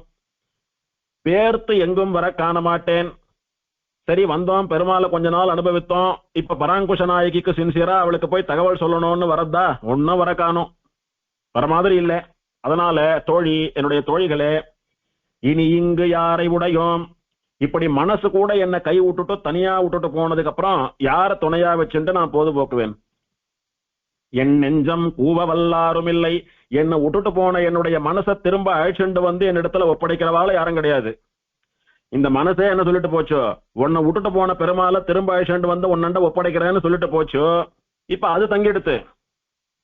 அத்தை என்னாண்டு அழிச்சுண்டு வந்து விடுறவா யாரும் கிடையாது இப்போ. அதனால இனிமேல் என்ன? இனிமேல் என் மனசும் எனக்கு உதவாத போயிடுத்து. என்னுடைய தோழிகளா இருக்கிற நீங்களாவது என்ன அழிச்சுட்டு போய் பெருமாளோட சேர்த்து வைக்கலாம். நீங்களே எங்க அம்மாக்களோட சேர்ந்துட்டு கேள்விகளாட்டமா வியாக்கியானம் பேசிட்டு இருக்கீங்க. என் மனசும் எனக்கு உதவல, நீங்களும் எனக்கு உதவல. இப்படி எனக்கு ரொம்ப நெருக்கமா இருந்த மனசும் உதவல, தோழிகளும் உதவலன்னு சொல்றச்ச எனக்கு யார் உதவுவா? ஆரை கொண்டு என் சாதிக்கின்றது? நான் யார் துணை கொண்டு, யாருடைய சகாயத்தினால என்னுடைய ஆசையை நிறைவேற்றிப்பேன்? என்ன பண்ணிக்க முடியும் என்னால? ஒண்ணும் பண்ண முடியாது. அதனால நான் ஒரு தீர்மானத்துக்கு வந்துட்டேன். என்ன தீர்மானம் அப்படின்னா, என் நெஞ்சம் கண்டதுவே கண்டேனே. என் மனசு என்ன பண்ணித்தோ அதுதான் சரியான வழி, அதுதான் நானும் பண்ண போறேன். என் மனசு என்ன பண்ணித்தே, என்னை பத்தி எல்லாம் கவலைப்படாம பெருமாளோட போய் தங்கிடுத்தோன்னா, அந்த மாதிரி என்னை பத்தி கவலைப்படாத தாயார்களை பத்தி நான் கவலைப்பட போறதில்லை. என்னை பத்தி கவலைப்படாத உங்களை பத்தி நான் கவலைப்பட போறதில்லை. என் மனசாட்டமா நிம்மதியா பெருமாள் பக்கத்துல போய் உட்கார்ந்துட்டு அவன் அனுபவிச்சுட்டு இருக்க போறேன். அதனால திருப்பேரைக்கு போறதே சரி அப்படின்னு தீர்மானமா நிக்கிறா. ராவணனை கொன்ற வெற்றி களிப்போடே கூட அப்படி ஜபர்தஸ்தா பெருமாள் திருப்பேரையில வந்து உட்கார்ந்துட்டு இருக்கான். அத்தனை சந்தோஷமா மிடுக்கா பெருமாள் உட்கார்ந்து இருக்கிற அழக சேவிச்ச என் மனசு என்னண்ட திரும்பி வராம அங்கே நின்றுட்டு அந்த மனசை விட்டுட்டு எப்போதும் எனக்கு துணையாக இருந்த அந்த மனசை விட்டுட்டு என்னால என்ன காரியம் பண்ண முடியும்? நாமளே சொல்றோம் ஒண்ணும், ஏன் ஒரு மாதிரி உட்கார்ந்துட்டு இருக்க, மனசு சரியில்லை, ஏன் எந்த காரியமும் பண்ணாம இருக்க, மனசு சரியில்லாத போது என்ன காரியம் பண்ணணும்னு தோணும். அதனால மனசு நன்னா இருந்தாதான் எதையுமே சாதிக்க முடியும். இங்க மனசே கூட இல்ல, என்னத்தை சாதிக்கிறது, என் மனசு எங்க இருக்கோ அங்கேயே நானும் போறேன் அப்படின்னு முடிவு பண்ணிட்டாயோ. இது எப்படின்னா நம்பில சொல்றார் வியாக்கியானத்துல, ஸ்ரீமத் ராமாயணத்துல பெருமாள் ஸ்ரீராமன் 11,000 வருஷம் இந்த லோகத்தை ஆண்டு ராமாவதாரம் முடிகிற காலத்துல சரையூ நதியிலே புகுந்து சிவகுண்டம் போனான் அப்படின்னு சொல்றது ஒண்ணும். அந்த இடத்துல முதல்ல என்ன பண்ணினானா, தனக்கு எப்போதும் கைங்கரியம் பண்ணி கொண்டிருக்கக்கூடிய ஆதிசேஷனுடைய அவதாரமான அம்சமான இளைய பெருமாள் லக்ஷ்மணனை பார்த்து, தம்பி நீ முன்னால போ, நான் பின்னாலேயே வரேன்னு சொல்லி முதல்ல லக்ஷ்மணன் அனுப்பி வைத்தானாம். இது எப்படின்னா இதுல ஒரு தர்ம சூக்ஷ்மம், கைங்கரிய சூக்ஷ்மம் இருக்கு. பெருமாள் அவதாரம் பண்றார் அப்படின்னா பெருமாளுக்கு முன்னாலேயே நித்திய சூரிகள், குறிப்பா ஆதிசேஷன் வந்து அவதாரம் பண்ணி பெருமாளுக்கு கைங்கரியம் பண்றதுக்காக காத்துட்டு இருப்பார். அல்லது பெருமாள் பிறந்த அன்னைக்கோ இல்ல ஒரு நாள் பிந்தியோ கூட ஆதி காலம் முதலே பெருமாளுக்கு கைங்கரியம் பண்ணணும்னு கூட வந்து விடுறது வழக்கம். பிறந்த முதல் நாள் ஒரு குழந்தை பிறந்திருக்கு, அன்னைக்கோ இல்ல முதல் நாளோ பிறந்த குழந்தை, அந்த குழந்தைக்கு என்ன பண்ணிட முடியும், அதுவே குழந்தை பாவம், அதுக்கே 4 பேர் பண்ணணும். அதனால குழந்தை தசையில அந்த குழந்தைய பாத்துக்கிறதுக்கு தாயார்கள்லாம் இருக்கா, பணிப்பெண்கள்லாம் இருக்கா. குறைந்தபட்சம் வளர்ந்து புத்தி தெரிந்து இவன் கேவலம் நம்முடைய தமையன் ராமன் அல்ல, இவன் பெருமாள் ஸ்ரீமன் நாராயணன் அப்படின்னு என்னைக்கு அதுக்கு உணர்றதோ, அல்லது அண்ணன் என்கிற பக்தியிலே ஜேஷ்ட பிராத்தா பித்ரு சமகா, முதல் அண்ணா அப்பாவுக்கு சமம் அப்படின்ற கௌரவத்தோட கூட என்னைக்கு வந்து அண்ணனுக்கு சுசுரூஷ பண்றதோ அன்னையில இருந்து கைங்கரியம் பண்ணா கூட போறோம். அதனால லக்ஷ்மணன் ராமனுக்கு பிந்தி வந்து அவதாரம் பண்ணினான். இப்ப இதே கைங்கரியத்தை ஸ்ரீவைகுண்டத்திலையும் தொடரணும் இல்லையோ. ராமன் சரையூ நதியிலே புகுந்து ஸ்ரீவைகுண்டத்துக்கு போனால் அங்கே ராமனை வரவேற்று அவனுக்கு கைங்கரியம் பண்றதுக்காக லக்ஷ்மணன் முன்னாடியே போனோம். அதனால பெருமாள் என்ன பண்ணாராம், முதல்ல லக்ஷ்மணா நீ போ, நான் பின்னாடியே வரேன்னு சொன்னாராம். அந்த மாதிரி பராங்குஷ நாயகி என்ன சொல்லியிருக்கா, என் மனசே நீ முன்னால போ, போய் என்னை பத்தி என்னுடைய காதலை பத்தி, நான் அவனை பிரிஞ்சு எத்தனை தூரம் புலம்பினேன், அவஸ்தப்பட்டேன், அவன் இல்லாம என்னால ஒரு க்ஷணம் கூட இருக்க முடியல என்ற என்னுடைய நிலையெல்லாம் அவனுக்கு சொல்லி புரிய வச்சு அப்படி வந்து சேவை கொடுக்கறதும் என்ன புலம்ப வைக்கிறதும் போக்கு காட்டுறதுமா இருக்கானே, இனிமேல் அவன் அப்படி நடந்து கொள்ள கூடாது, நமக்கு இப்படியும் ஒரு காதலி கிடைப்பாளா அப்படின்னு எனக்காக அவன் உருகணும், அல்லது என்னுடைய உருக்கத்தையாவது சரியா புரிஞ்சுண்டு என்ன அலக்கழிக்காம இருக்கணும், என்ன சேர்த்துக்கணும் அவனோட. அந்த மாதிரி என்னை பத்தி நீ சொல்லு போ, நீ போய் சொல்லி அவன் மனசுல எனக்கு விசேஷமான ஒரு ஸ்தானத்தை ஒரு இடத்தை உண்டு பண்ணும், நீ உண்டு பண்ணினா விட்டு பிராட்டி ஆட்டமா அவன் மனசுல வந்து ஏறி நான் உட்காந்துக்கிறேன் அப்படின்னு சொல்லி மனசை முதல்ல அனுப்பியிருக்கா பராங்குஷ நாயகி. அதை தொடர்ந்து இவ்வளவு பின்னாடியே போறாளாம் அப்படின்னு வியாக்கியாத்தை அனுபவிக்கிறார். இங்கே தென்னிலங்கை சற்ற பிரான் வந்து வீட்டிலிருந்த தென் திருப்பேரைன்னு சொன்னதுக்கு ஒரு காரணம் சொல்ற. பெருமாள் லங்கையில ராவணன் முதலான விரோதிகளை எல்லாம் சம்ஹாரம் பண்ணி அவளெல்லாம் கொன்னுட்டு வெற்றி களிப்போட விஜயஸ்ரீயோட கூட வந்து உட்கார்ந்துட்டு இருக்காங்க, சந்தோஷம். ஆனால் யுத்தம் பண்ணினதுனால பெருமாளுக்கு ஒரு கலைப்பு, ஒரு சிரமம் ஏற்பட்டிருக்குமோ. இப்ப திருவள்ளூர்லயும் பெருமாள் எப்படி வந்து செழிச்சுட்டான், மது கைட்டப்ப யுத்தம் எல்லாம் பண்ணி அதனால ஏற்பட்ட கலைப்பு நீங்கும்படியா அப்படியே ஓய்வெடுக்கலான்னு வந்து படுத்துட்டு இருக்கான் பெருமாள். பிராட்டிமார்களும் நித்தியசூரிகளும் பெருமாளுக்கு கைகால் அமுக்கிறது, சாமரம் வீசுறது, ஆலவட்டம் பரிமாறுறது அப்படின்னு பெருமாளுக்கு உபச்சாரங்கள்லாம் பண்ணி பெருமாளை கவனிச்சுக்கிறான்னு அந்த சலபுராணத்துல பார்த்தோம். அந்த மாதிரி ராவண சம்ஹாரம் பண்ணின பெருமாள் இங்க வந்து உட்கார்ந்துட்டு இருக்கானே, அவன் வெற்றி களிப்போட முகத்துல வெற்றியை கொண்டாடக்கூடிய சந்தோஷத்தோட உட்கார்ந்துட்டு இருந்தாலும் அந்த யுத்தத்துல அவன் சண்டை போட்டதுனால கலைப்பு ஏற்பட்டிருக்குமோ.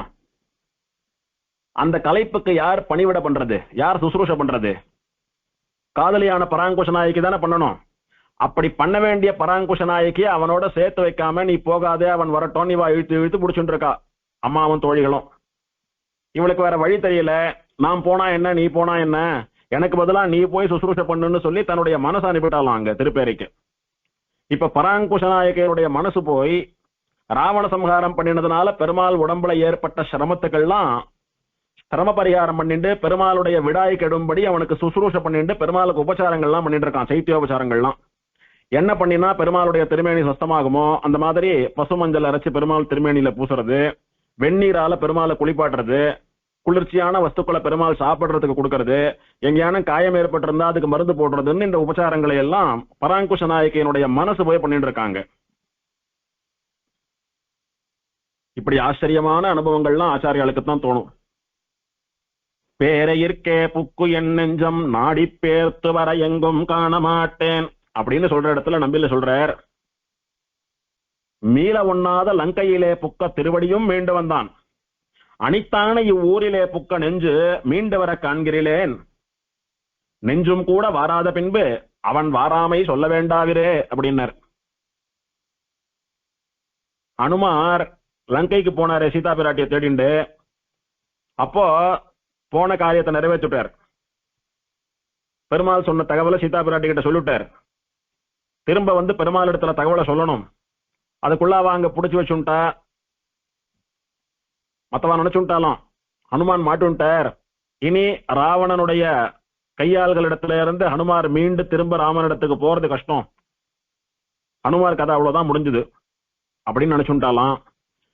அல்லது இத்தனை மோசமா சமுத்திரத்தை எல்லாம் தாண்டி போக வேண்டியிருக்கு, போறச்சேயே எத்தனை தடங்கள் வந்தது ஹனுமானுக்கு, அத்தனை தடங்களையும் இவன் தாண்டி போவானான்னு ஆச்சரியப்பட்டவெல்லாம் தாண்டி போனதை பார்த்து சந்தோஷமா இருந்தா. ஆனா போன வேகத்துல திரும்பி இருக்க வேண்டாமோ, போய் ரொம்ப நாளா இருந்து வரலையே அப்படின்னா அங்க ஏதோ மாட்டின்டான் போல் இருக்கு. அதனால மீள ஒண்ணாத லங்கை, அங்க போனா நல்லவா யாரு போனாலும் திரும்பி வர முடியாது. அப்படி நல்லவா திரும்பி வர முடியாத லங்கைக்கு போன ஹனுமானும் கூட திரும்பி வந்துட்டான். ஆனால் இந்த ஊருக்கு, இந்த திவதேசத்திற்கு, இந்த பெருமாள் சன்னதிக்கு போன என்னுடைய மனசு திரும்பி வரல. பாத்தீங்களா, துஷ்டா இருக்கக்கூடிய ஊர்ல நல்லவா திரும்பி வர முடியாததான ஒரு ஊர்ல போன ஒரு நல்லவன் கூட வந்துட்டான். முழுக்க நல்லவாளா இருக்கா, பெருமாளும் நல்லவன், பிராட்டிமார்களும் நல்லவா, அப்பேற்பட்டதான சாதுக்கள் இருக்கக்கூடிய ஊருக்கு போன, அதுவும் ஒரு 4-5 கிலோமீட்டர் தள்ளி போன என் மனசு திரும்ப வரல. பாத்தீங்களா, சரி மனசு வந்தா வரது, வரலன்னா போறது, அந்த பெருமாள் வந்தானோ அப்படின்னு நீங்க கேக்குறீங்க. போன மனசே வராத போது அவனா வரப்போறான். எனக்கு சொந்தமான என் மனசே திரும்ப வரல, அத்தையே பிடிச்சு வச்சுட்டு இருக்கான், அவனா வரப்போறான் அப்படின்னு சொல்லி புலம்புறா. இங்க ஒரு ஆச்சரியமான விஷயம்,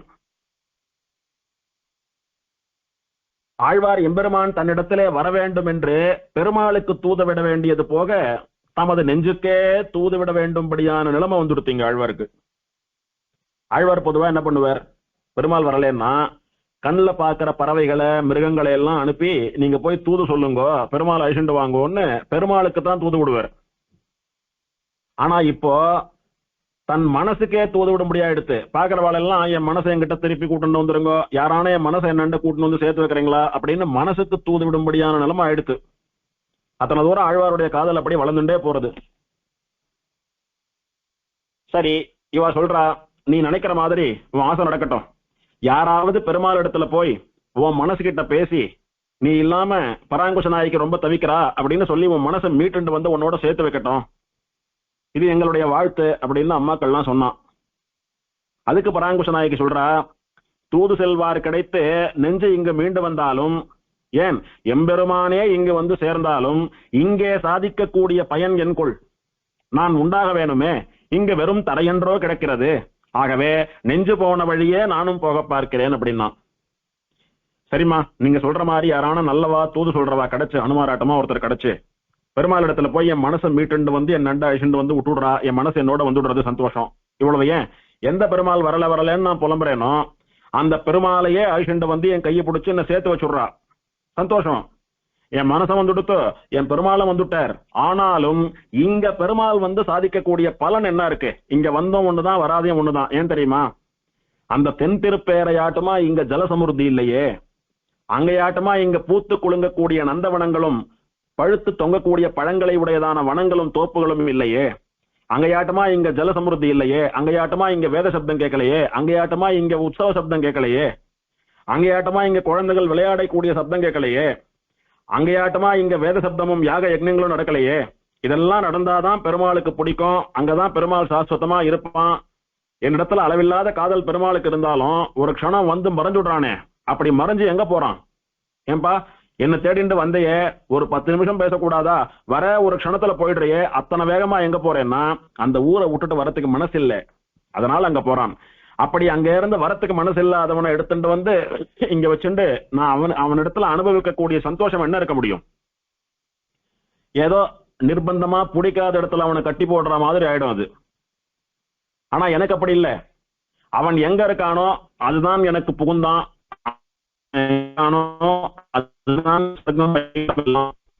அதனால அவனுக்கு பிடிச்ச ஊர்ல அவன் இருக்கட்டும், அவனோடு அவனுக்கு பணிவிடை போன என்னுடைய நெஞ்சும் அவனோட இருக்கட்டும்.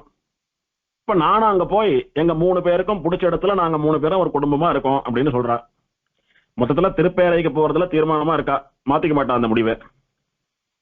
அடுத்த பாட்டுல கண்டதுவே கொண்டு எல்லாரும் கூடி கார்கடல் வண்ணனோடு என் திறத்து கொண்டு அலர் தூற்றிற்றது முதலா கொண்ட என் காதல் உரைக்கில் தோழி மண்தினி ஞாலமும் 7 கடலும் நீல் விசும்பும் கழியப் பெரிதால் தென்திரை சூழ்ந்தவன் வீற்றிருந்த தென்திருப்பேரையில் சேர்வன் சென்றே. கண்டதுவே கொண்டு எல்லாரும் என்ன சொல்றா தெரியுமா? இந்த பொண்ணுக்கும் பெருமாளுக்கும் ஏதோ ரகசிய சம்பந்தம் உண்டுன்னு சொல்றா. அதாவது இந்த பொண்ணு பெருமாள் என் கண்ணுல தெரிந்தான், மறைஞ்சுட்டான், நான் அவனை தொடவே இல்லை, என் கை அவன் மேல படவே இல்லை, நான் பிடிக்கலான்னு போனா அவன் மறைஞ்சு போயிட்டான்னு சொன்னாலே அது இல்ல, இவளுக்கும் பெருமாளுக்கும் சம்ஸ்லேஷம் இருந்திருக்கிறது. எப்படி சொல்றோம்னா, என்ன அழகா இருந்தா, என்ன நிறமா இருந்தா, இப்ப அவளுடைய திருமேனி நிறமெல்லாம் எங்க போச்சோ, இப்படி கருத்து போயிட்டாலே. இவளுடைய நிறத்தை எல்லாம் அவன் கவர்ந்து போனான், இவளுடைய அழகு மொத்தத்தையும் அவன் எடுத்துட்டான். அதனால இவளை பார்த்தா நன்னா தெரிகிறது, அவனுக்கும் இவளுக்கும் பழக்கம் ஏற்பட்டிருக்கிறதுன்னு சொல்லி இவள் கவலையிலே அவனை பிரிந்து இவள் நிறம் கருத்து போச்சு பாருங்க, அதை வச்சு இப்படி ஒரு கட்டுக்கதை பேசிட்டா இவள்லாம். இதை கேட்டா ஒரு பொண்ணுக்கு எப்படி இருக்கும்? எந்த தப்பும் பண்ணாதவோ, எந்த கலங்கமும் இல்லாதவள், மனசளவுல பெருமாள் மேல ஆசையோட இருக்கிறவோ, பெருமாள் மேல கையும் படாதவோ அவளுக்கு பெருமாளை இவளும் சேர்ந்திருந்தான்னு சொன்னா எப்படி இருக்கும்? எத்தனை வருத்தப்படுவா, எத்தனை பதறம் அவளுக்கு. ஆனா பராங்குஷ நாயகி அதெல்லாம் நினைச்சு வருத்தப்படவே இல்லை. இப்படி சொல்றது அவளுக்கு ரொம்ப சந்தோஷமா இருக்கான். ஏன்னா பெருமாளும் நானும் சேர்ந்திருக்கிற அளவுக்கு இவ மனசுல ஜோடியா பதிஞ்சு போயிட்டோம் பாருங்க, அதுதான் முக்கியம் இங்க. இத்தனை நாளா அவனை பார்க்காத, அவனை கல்யாணம் பண்ணிக்காத, அவன் வரமாட்டான்னு சொல்லி பிரிக்க பார்த்தவாள்லாம் என்னமோ நானும் அவனும் ஆமடியா முண்டாட்டி மாதிரி நாங்க 2 பேரும் சேர்ந்து இருந்தோம்னு பேச ஆரம்பிக்கிறாளே, இதுவே என்னுடைய காதலின் வளர்ச்சி. இனி நானே நினைச்சாலும் இவா என்ன அவனுக்கு தான் கல்யாணம் பண்ணி வைப்பான்னு சந்தோஷப்படுறாளாம். கண்டதுவே கொண்டு இவா கண்ணுக்கு என்ன தெரியறது? இந்த பொண்ணோட கலர் எல்லாம் போயிடுத்து, அழகெல்லாம் போயிடுத்து, இவளுடைய மேனி நிறம் மங்கி போயிடுத்து அப்படின்னு இவா கண்ணுக்கு என்ன தெரியறதோ அதையே பெருசா எடுத்துட்டு எல்லாரும், என் அம்மாக்கள் என்ன, ஊர்க்காரா என்ன, எல்லாரும் கூடி ஒண்ணு சேர்ந்துண்டு கார்கடல் வண்ணனோடு என் திறத்து கொண்டு பெருமையான சமுத்திர நிறத்திலே இருக்கக்கூடிய எம்பெருமானுக்கும் எனக்கும் சேர்க்கை உண்டானதாக அவர்கள் நினைத்துக் கொண்டு, பெருமாளும் நானும் சேர்ந்திருந்தோம் என்று அவர்கள் நினைத்துக் கொண்டு அலர் தூற்றிற்றது முதலா கொண்ட என் காதல் உரைக்கில் இவா என்ன பழி சொன்னா தெரியுமா, அதையே சாக்கா வச்சுண்டு என்னுடைய காதல் அப்படி வளர்ந்துடுத்து. இதுவே வேற யாரானா இருந்தா என்ன சொல்லுவா? நாங்கெல்லாம் அந்த மாதிரி ஒரு தப்பம் பண்ணல, ஏன் இப்படி வாய் பூசாம பழி சொல்றீங்கோ அப்படின்னு சொல்லுவா. சொன்னா என்ன நடக்கும்? அப்ப அத்தனை தூரம் ஆசை இல்லைன்னா பிரிஞ்சிட வேண்டியதுதானேன்னு சொல்லி பிரிக்கிறதுல குறியா இருப்பா. ஆனா இவன் என்ன நினைக்கிறா, அவனை இது வரைக்கும் சேர விடாம பண்ணிட்டு இருந்தா, தெரிஞ்சோ தெரியாமையோ இவ வாயாலேயே அவனோட எனக்கு சேர்க்கை ஏற்பட்டுடுத்தோன்னு ஒரு பழி வந்துடுத்து. அந்த பழியே சாக்கா வச்சுட்டு, ஆமாமா நீங்க நினைக்கிறது உண்மைதான், அதனால வேற வழியே இல்ல, நீங்க என்னோட அவனை சேர்த்து வச்சுடுங்க, அவனோட என்ன சேர்த்து வச்சுடுங்கன்னு சொல்லி இதுதான் சாக்குன்னு அவனோட சேர்ந்துட வேண்டியதுதான் முடிவு பண்ணிட்டா பராங்குஷ நாயகி. அலர் தூற்றிற்றது முதலா கொண்ட என் காதல், இவா பழி சொன்னதுனால அப்படியே வளர்ந்துட்டு போச்சு என்னுடைய காதல், ஸ்திரமா வளர்ந்தது. எப்படிடா காதலை நங்கூரம் போட்டு நிறுத்தலான்னு பார்த்தா இவாலே ஒரு சாக்கு ஏற்படுத்தி கொடுத்துட்டா, விடக்கூடாது, பிடிச்சுக்கணும். இத்த அந்த தீராத ஆழ்ந்த காதலை உரைக்கில் பாசுரமா சொல்லணும்னு பார்த்தா, என்னுடைய பாசுரத்தினாலே என்னுடைய காதலை விவரிக்கணும்னு பார்த்தா, தோழி, என்னுடைய தோழியே, மண் தினி ஞாலமும் மண் நிறைந்த இந்த பூமியும் ஏழு கடலும், இந்த பூமியை சுத்தி இருக்கக்கூடிய 7 சமுத்திரங்களும் 7 சாகரங்களும், நீல் விசும்பும், பறந்து விரிந்திருக்கிற ஆகாசமும், கழிய பெரிதால், இது எல்லாத்தையும் விட பெருசா வளர்ந்து நிற்கிறது என்னுடைய காதல். முதல்ல என்ன சொன்னா? கடலை போல என் காதல் பெருசுன்னு சொன்னா 5ஆம் திருமொழியில. 5ஆம் பத்துல. 7ஆம் பத்துல வரச்ச ஒரு 2-3 பாசுரத்துக்கு முன்னாலே என் காதல் கடலினும் மிக பெரிதுன்னு கடலை விட பெருசுன்னு சொன்னான். இப்ப 2 பாசுரத்துல காதல் எத்தனை தூரம் வளர்ந்துடுத்து பாருங்க. மண் செறிந்த இந்த பூலோகம் முழுக்க, இந்த பூலோகத்தை சுத்தி இருக்கக்கூடிய 7 கடல்கள், அங்க ஒரு கடலுக்கு சமம்னு சொன்னா, ஒரு கடலை விட பெருசுன்னு சொன்னா, இங்க இந்த பூமியில ஏதோ 1/4 பங்கு ஜலமும் 3/4 பங்கு 1/4 பங்கு நிலமும் 3/4 பங்கு ஜலமும் இருக்குன்னு சொல்றாலே, அந்த மாதிரி அத்தனையும் சேர்ந்ததுன்னா, அது மட்டுமல்ல, எங்கும் பறந்திருக்கக்கூடிய நீள் விசும்பு, பெருசா இருக்கக்கூடிய எல்லையில்லாமல் இருக்கக்கூடிய அந்தரிக்ஷம், ஆகாசம் இருக்கே, அதோடு கூட சேர்த்து எல்லாத்தையும் சேர்த்தாலும் அதெல்லாம் கூட சின்னதுதான். அதை விட என்னுடைய காதல் பெருசு. கழிய, அதோடு கூட சேர்த்து பெரிதால், என்னுடைய காதல் பெருசா போயிடுத்து. எதனால போச்சு? சமுத்திரமாட்ட இருக்கிற காதல் சமுத்திரத்தை விட பெருசாச்சு, ஒத்துக்கிறோம். 7 சமுத்திரங்களை விடவும், பூமியை விடவும், ஆகாசத்தை விடவும் பெருசா போனது எப்படின்னா, இவ ஒரு பழி போட்டாலும் அந்த பழியையே சாக்கா வச்சுட்டு என் காதல் பெருசா போயிடுத்து. இனி அவனை நான் விடுறதா இல்லைன்னா, தென்திரை சூழ்ந்து அவன் வீற்றிருந்த தென்திருப்பேரையில் சென்று சேர்வண்ணானே, தெளிந்த அலைகளாலே சூழப்பட்ட அந்த எம்பெருமான் எழுந்தருளி இருக்கக்கூடிய தென்திருப்பேரை திவதேசத்திற்கு சென்று என்னுடைய காதலை, அவனை பிரிந்து நான் அனுபவிக்கக்கூடியதான தாபத்தை தீர்த்துக் கொள்வேன். அதுக்காகவானும் திருப்பேரைக்கு போவேன். இப்ப ஒரு சந்தேகம், அது என்ன தென்திரை சூழ்ந்து தெளிந்த அலைகளாலே சூழப்பட்டு? திருநெல்வேலியில சமுத்திரம் எங்க இருக்கு? ஆழ்வார் திருநகரி பக்கத்துல திருப்பேரையில சமுத்திரம் எங்க இருக்குன்னா, இந்த தெளிந்த அலைகள் தாமிரபரணி நதியினுடைய தெளிந்த அலைகள். தெளிந்த சமுத்திரம் போல பெருசா ஓடிட்டு இருக்கிற தாமிரபரணியினுடைய அலைகளாலே சூழப்பட்ட அந்த திருப்பேரையிலே பெருமாள் எழுந்தருளி இருக்கிறான். அங்கு போனா என்னுடைய ஆசை நிறைவேறும், அதனால அங்க போறேன்னு சொல்லிட்டு இருக்காயோ. ஊராரெல்லாம் பழி சொல்றாளே, அதே சாக்கா எடுத்துண்டு இதுதான் சாக்குன்னு அங்க போய் உட்கார்ந்துக்கணும்னு பார்த்துட்டு இருக்கா இந்த நாய்க்கு. அதனால நான் நிச்சயம் திருப்பேரைக்கு தான் போறேன். அங்க போய் என்னுடைய காதல் அனுபவத்தை, ஆசையெல்லாம் தீர்த்துக் கொள்வேன் அப்படின்னு முடிவு பண்ணிவிட்டா. அதுலயே உறுதியா நிக்கிற அடுத்த பாட்டிலையும் 9ஆம் பாசுரத்துல என்ன சொல்றா? தேர்வன் சென்று என்னுடை தோழி மீர்கள் அன்னையர்கள் என்னை தேற்ற வேண்டா, நீர்கள் உரைக்கின்றது என் இதற்கு நெஞ்சும் நிறைவும் எனக்கு இங்கில்லை, கார்வண்ணன் தார்கடல் ஞாலமுண்ட கண்ணபிரான் வந்து வேற்றிருந்த ஏர்வள பொன்கழனி பழனத்து தென்திருப்பேரையில் மாநகரே. என்னுடைய தோழிமீர்கள், எனக்கு நல்லதே நினைக்கக்கூடிய என்னுடைய தோழிகளே, எனக்கு நல்லதே விரும்பக்கூடிய என்னுடைய அன்னைமார்களே, என்னை தேற்ற வேண்டா. எல்லை இல்லாமல் பெருசா வளர்ந்து கொண்டே போகக்கூடிய காதலை உடைய என்னை நீங்கள் சமாதானம் பண்ணணும், தேத்தணும்னு முயற்சி பண்ணாதுங்க. கடல் அளவுக்கு என் காதல் இருந்த போதே உங்களால என்ன சமாதானம் பண்ண முடியல. கடலை விட காதல் பெருசா வளர்ந்த போதும் சமாதானம் பண்ண முடியல. இப்ப 7 சமுத்திரங்கள், பூமி, ஆகாசம் இதெல்லாம் விட காதல் பெருசா வளர்ந்துட்டே போறது. இப்ப போய் சமாதானம் பண்ணி தேத்தணும்னு நினைக்கிறீங்களே, உங்களால ஆகக்கூடிய காரியமா இது? அதனால ஆகாத காரியத்தை எல்லாம் முயற்சி பண்ணாதங்க, விட்டுடுங்க. இதற்கு என்னுடைய இந்த நிலைமைக்கு நீர்கள் உரைக்கின்றதன், நீங்க சொல்லக்கூடிய வார்த்தை என்ன? இதுக்கு காரணமா நீங்க என்ன சொல்லிட்டு இருக்கீங்க திரும்ப திரும்ப? எனக்கு நெஞ்சும் நிறைவும் எங்கில்லை, இந்த பொண்ணுக்கு வெக்கம் இல்ல, இந்த பொண்ணுக்கு அடக்கம் இல்ல, இதுதானே திரும்ப திரும்ப சொல்லிட்டு இருக்கீங்க. அதுக்கு காரணம் நான் பல முறை சொல்லிட்டேன், இருந்தாலும் இன்னொரு முறை சொல்றேன். எனது நெஞ்சும் நிறைவும் இங்கில்லை, என் மனசு இங்க இல்ல, என்னிடத்துல இல்ல. அடக்கம் வெக்கம் எல்லாம் இங்க இல்ல, எல்லாம் பெருமாள் கிட்ட போயிடுத்து. அதெல்லாம் இல்லாத நான் எப்படி அதை கை கொள்ள முடியும்? இல்லாததை, எம்பெருமானிடத்துல நான் தொலைத்ததை என்னிடத்துல கேட்டால் எப்படி நான் காட்ட முடியும்? அதனால நீங்க திரும்ப திரும்ப பேசுறதுல பிரயோஜனம் இல்லை.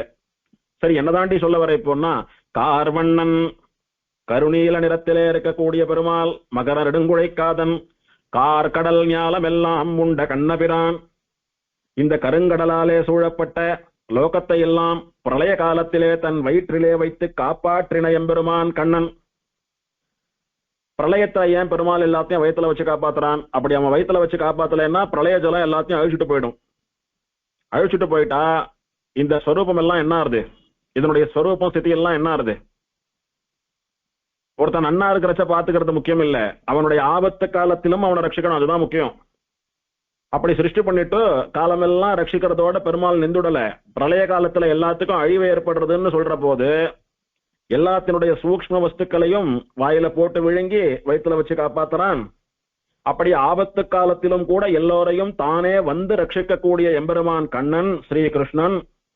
அவன் வந்து வீற்றிருந்த, அவன் வந்து நித்திய சாநித்தியம் பண்ணி ஆசையோடு கூட அமர்ந்திருக்கக்கூடிய ஏர்வள உன் கழனி பழனம் தென்திருப்பேரையில் மாநகர். அப்படின்னா உழவர்கள் எல்லாம் ஏரை உழுது உழுது உழுது உழுது நிறைய தானியங்களை விளைவிக்கக்கூடிய தானிய சமிருத்தி உடையதான உன் கழனி பழனம், அழகிய கழனிகளை உடைய நீர் வளம் மிக்க ஈரமான நிலங்களை உடையதான தென் திருப்பேரையில் சொல்லக்கூடிய தென் திருப்பேரைன்னு சொல்லக்கூடிய திவதேசத்தில சென்று சேர்வேன், அங்கு போய் சேரக்கடவேன்.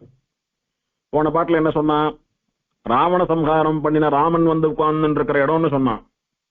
இந்த பாட்டுல என்ன சொல்றா? பிரளய காலத்துல லோகங்களை எல்லாம் வயிற்றுல வைத்து ரட்சித்த எம்பெருமான் கண்ணன் வந்து உட்கார்ந்து இருக்கிற இடம்னு சொல்றா. இதுல இருந்து என்ன தெரிகிறது? ராமனும் கண்ணனும் இன்னும் பல அவதாரங்களுமான பரம்பொருள் ஸ்ரீமன் நாராயணன் சர்வேஸ்வரன் அவனே அப்படின்னு இவன் தான் பரதத்துவம்னு காட்டுறா. இதனால கேவலம் பராங்குஷ நாயகின்னு சொல்லக்கூடிய ஒரு பொண்ணு மகர நெடுங்குழை காதல்னு சொல்லக்கூடிய ஒரு ஆணை தேடி கொண்டு போகக்கூடிய அல்ப காதல் மட்டுமல்ல. இது கண்ணனாகவும் ராமனாகவும் பிரளய காலத்திலே எல்லோரையும் தானே வந்து ரட்சிக்கக்கூடியவனாகவும் இருக்கக்கூடிய பரமாத்மாவை அவனாலே எல்லா காலத்திலும் எப்போதும் ரட்சிக்கப்படுகிற ஒரு ஜீவாத்மா சென்று சேரக்கூடியதான ஒரு ஆத்ம விவாகம். இது சாஸ்திர சூக்ஷ்மமானது. எல்லோரும் ஒரு நாள் போய் சேர வேண்டிய இடம். வைகுந்தம் புகுவது மன்னவர் விதியே. அந்த எம்பெருமான் எங்க இருக்கானோ அதுதான் வைகுந்தம். வைகுந்தத்திலேருந்து அவன் வந்து உட்கார்ந்து இருக்கிற இடம் இருக்கே தென் திருப்பேர, அதுதான் இப்போதைக்கு வைகுந்தம். நான் அங்கதான் போறேன். சாஸ்திர பார்வையில இதை பார்த்தாலும் இதுல தோஷம் சொல்றதுக்கு தப்பு சொல்றதுக்கு ஒண்ணும் இல்லை. நீங்க பேசாம இருங்க. இப்போ அவ என்ன சொல்றா? அம்மாக்களும் தோழிமார்களும், நீ ஏன் இவ்வளவு பதட்டப்படுற? நீ சொன்னபடியே வச்சுக்கலாம்.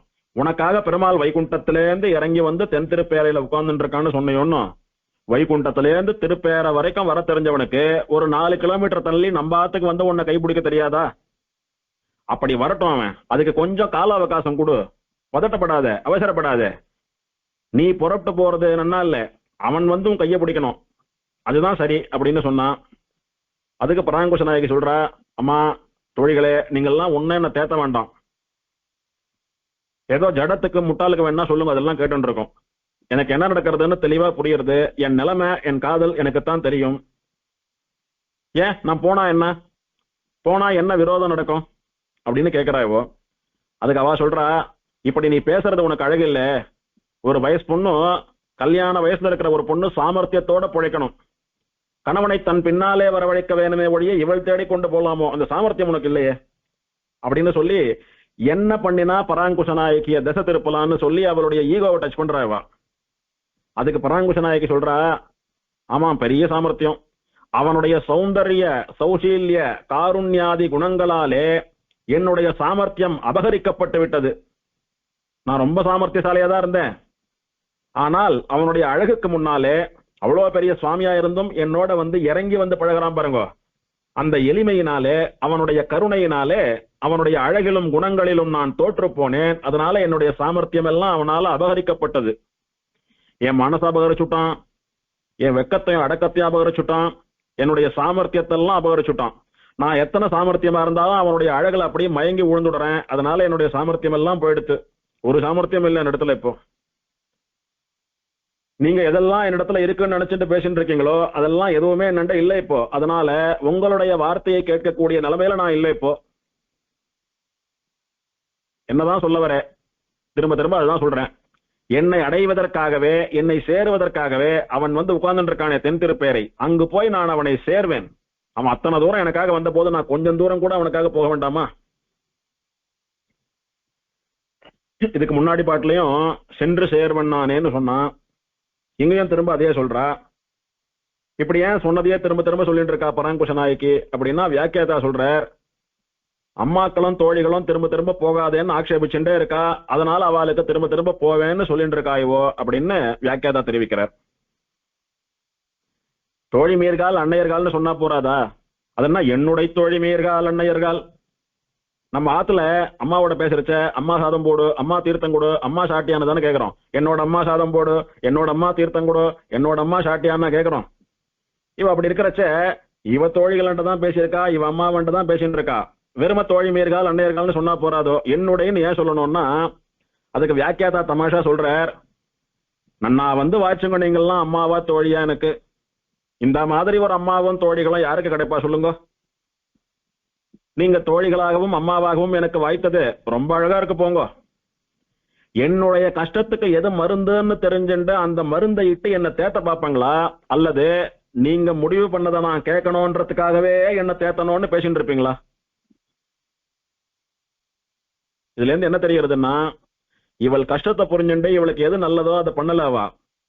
அவளுடைய ஒரே எண்ணம் ஊர்க்காரா அவளையும் தப்பா பேசக்கூடாது, இவாளையும் தப்பா பேசக்கூடாது. அதுல இருந்து ஊர் பழியில இருந்து ஊர்வாய் அடைக்கிறதுக்காக என்ன பண்ண முடியுமோ, நீ கஷ்டப்பட்டாலும் பரவாயில்ல, பெருமாள் அடையலைன்னாலும் பரவாயில்ல, பெருமாள் உன்னை பிரிஞ்சு கஷ்டப்பட்டாலும் பரவாயில்ல, அதை பத்தி எல்லாம் எங்களுக்கு கவலை இல்லை. ஜீவாத்மா பரமாத்மாவை அடையலைன்னாலும் பரவாயில்ல, 4 பேர் என்ன பேசுவா அதுதான் முக்கியன்ற மாதிரி பேசிக்கிட்டே இருக்கலாம். இப்பேற்பட்ட அழகான அம்மாக்களும் தோழிகளும் வாய்ச்சிங்க பாருங்க அப்படின்னு இவ அவளை பார்த்து வயர் பொறுமுறா, இப்படியா இருப்பீங்க அப்படின்னு. இப்ப தோழிமாரும் தாயார்களும் பராங்குஷ நாயக்கி பார்த்து சொல்றா, அம்மா நீ இப்படி எல்லாம் பதட்டப்படாதே, இவ்வளவு எல்லாம் வருத்தப்படாதே, எங்க வார்த்தையை எழுதி வச்சுக்கோ. அவன் ஒரு நாள் சடக்குன்னு வந்து நிப்பான் முன்னாடி. என்னைக்கு அவன் வந்து நிக்கிறானோ அன்னைக்குதான் நான் சேவிப்பேன், அன்னைக்குதான் அவனோட போவேன்னு நினைச்சுக்கோ. அவன் நிச்சயம் வரானா இல்லையா பார், எங்க வார்த்தை பலிக்கும் அப்படின்னு சொல்லி தேத்தரா போல் இருக்கு. அதுக்கு சொல்றா, இப்படி எல்லாம் தேத்தி என்ன சமாதானப்படுத்தலான்னு நினைக்காதங்கோ. நான் எம்பெருமானிடத்திலே திருடமான அத்தியவசாயம் உடையவள். அவனை பிரிந்து ஒரு க்ஷணமும் உயிர் வாழ முடியாத நிலைமைக்கு வந்துட்டேன். அதனால இப்படி பகவானை பிரிந்திருக்க முடியாத ஒரு பக்தன் விஷயத்திலே பகவான் பக்தன்னு சொல்லக்கூடிய அந்த புனிதமான உறவை பற்றின அறிவில்லாத அறிவொளிகள் நீங்கள்லாம் உங்க பேச்சு பயன்படாது, தயவு பண்ணி இங்க இருந்து நகருங்கோ. என் நிலை வேற, உங்களுடைய நிலை வேற. உங்களை பொறுத்த வரைக்கும் நான் ஏதோ உங்களுக்கு பிடிக்காத உங்களுக்கு ஆகாத காரியத்தை பண்ணிட்டு இருக்கேன்னு நினைக்கிறேங்க. ஆனால் ஒரு ஜீவன் பரமாத்மாவோட எப்படி இருக்க வேண்டும் என்கிற சம்பந்தத்தை காட்டுவதற்காகவே பிறந்தவள் நான். அதெல்லாம் உங்களுக்கு புரியாது, அதை புரிஞ்சுக்கிற அளவுக்கு சாமர்த்தியமோ ஞானமோ இல்ல. நீங்க சொல்றீங்களே உனக்கு சாமர்த்தியம் இருக்கா, ஞானம் இருக்கா, வெக்கம் இருக்கா, அடக்கம் இருக்கான்னு, முதல்ல உங்களுக்கு இருக்கா? அதெல்லாம் தயவு பண்ணி என்ன விட்டுருங்க. நீர்கள் உரைக்கின்றது என் இதற்கு, என்னுடைய நிலைமை உங்களுக்கு முதல்ல புரியவே இல்லை. என் நிலைமை என்னன்னு புரியாமையே எனக்கு ஆறுதல் சொல்றேன், அட்வைஸ் பண்றேன்னு வந்துட்டோங்க, போங்க போங்க அப்படின்றா. இவா என்ன எதை சொன்னாலும் படக்கிறாளே அப்படின்னு சொல்லி அப்படியே வெறும வார்த்தை இல்லாம ஆண்டு வெறிச்சு பார்த்துட்டு இருக்கா. எதையோ எதிர்பார்க்கிறா. பராங்குஷ நாயகி சொல்றா, சரி உங்க இஷ்டப்படியே நான் வரேன், உங்க பேச்சுக்கே நான் வரேன். நீங்க சொல்றதெல்லாம் நான் கேட்கணும்னு நினைக்கிறீங்க. சரி நீங்க சொல்றதெல்லாம் நான் காதால கேட்டுக்கிறேன். அதை நான் செய்யணும்னா அதுக்கு என் மனசார நான் அதை ஏத்துக்கணுமே. அதுக்குதான் என் மனசு என்கிட்ட இல்லையே. மனசு துணை இல்லாமல் தானே நான் தவிச்சுட்டு இருக்கேன் இப்போ. அதனால முதல்ல நான் என்ன பண்றேன், நீங்க சொல்றதெல்லாம் கேட்கணும்னா என் மனசு என்னோட இருக்கணும். முதல்ல போய் நான் திருப்பேரைக்கு போய் பெருமாளோட பேசி சண்டை போட்டு என் மனசை அழிச்சுட்டு வரேன். மனசோடு கூட வந்து உங்களை சந்திக்கிறேன், நீங்க சொல்லுங்க அப்புறம் கேட்கறேன் அப்படின்னு சொல்லி அவா பாணியிலேயே அவளுக்கு பதில் சொல்றா. இப்ப தாய்மார்களும் தோழிமார்களும் சாமர்த்தியமா ஒரு கேள்வி கேட்கிறா. அம்மா பராங்குஷ நாயக்கி, எதை கேட்டாலும் என் மனசு இங்க இல்லைன்னு சொல்றியே, மனசு இல்லைன்னா யாராலையும் எந்த காரியத்தையும் பண்ண முடியாதோன்னு. ஆனா இத்தனை வேதாந்தம் பேசுற, சித்தாந்தம் பேசுற, எங்களை வார்த்தைக்கு வார்த்தை மடக்கிற, மனசு இல்லாமல் இதெல்லாம் எப்படி உன்னால பண்ண முடியாது? நாங்க சொல்றதை கேட்கறதுக்கு மனசு இல்லைன்ற, அப்ப நீ பேசுறதுக்கெல்லாம் மட்டும் மனசு இருக்கா உனக்கு அப்படின்னு கேட்கிற. மனசு இல்லாம உன்னால இதெல்லாம் பேச முடியறதான்னு கேட்கிற. அதுக்கு பராங்குஷ நாயகி சொல்றா, மனசு இருக்கு எனக்கு, ஆனால் அடக்கம் இல்லை. அதனாலதான் உங்களெல்லாம் எதிர்த்து பேசிட்டு இருக்கேன். புரியுறதோ? என் அடக்கம்லாம் பெருமாளோட சேர்ந்து போயிடுத்து. அதே மாதிரி மனசு இருக்கான்னு கேட்டங்களே, மனசு இல்லாமே அதெல்லாம் பேசுறேன்னு கேட்டங்களே, உங்களுக்கு பதில் சொல்றதுக்கான மனசு என்கிட்ட இருக்கு. ஆனா நீங்க சொல்றத கேட்டுக்கிற மனசு என்கிட்ட இல்ல. போருமா? நீங்க சொல்றத கேட்கிற மனசு பெருமாள் கிட்ட இருக்கு. அத்த போய் நான் அழிச்சுட்டு வரேன், அதுக்கப்புறம் சொல்லுங்க நான் கேட்கறேன்னா. இங்கே கார்வண்ணன் அப்படின்னு பெருமாளை குறிப்பிடுறாளே, அதுக்கு வியாக்கியாதா சொல்றார், பெருமாள் கார்வண்ணன், கருப்பா இருக்கான், அழகா இருக்கான், தெரிஞ்ச விஷயம் தானே, அதையே விசேஷத்தை சொல்றாரு இங்க அப்படின்னா அதுக்கு ஒரு விசேஷ காரணம் உண்டாம். என்ன காரணம் அப்படின்னா, தாய்மார் தோழிமாரானவர்கள் வார்த்தை கேளாதபடியாம் வடிவு படைத்தவன் அந்த கார்வண்ணன். அவன் எத்தனை தூரம் கருப்பா அழகா இருக்கான் அப்படின்னா, பெத்தவா சொல்லியும் இந்த பொண்ணு கேட்கல, தோழிகள் சொல்லியும் கேட்கல, இப்படி பெத்தவாலையும் வளர்த்தவாலையும் தோழிகளையும் பகைத்து கொள்ளக்கூடிய அளவுக்கு வரத்தான அழகு படைத்தவனா அந்த பெருமாள். அத்தனை அழகு. அந்த அழக மனசுல நினைக்கிறச்ச நீங்க சொல்றதெல்லாம் என் காதலியே உழாது. நான் அந்த எம்பெருமானுடைய திருமேனி நிறத்திலே ஈடுபட்டவள்.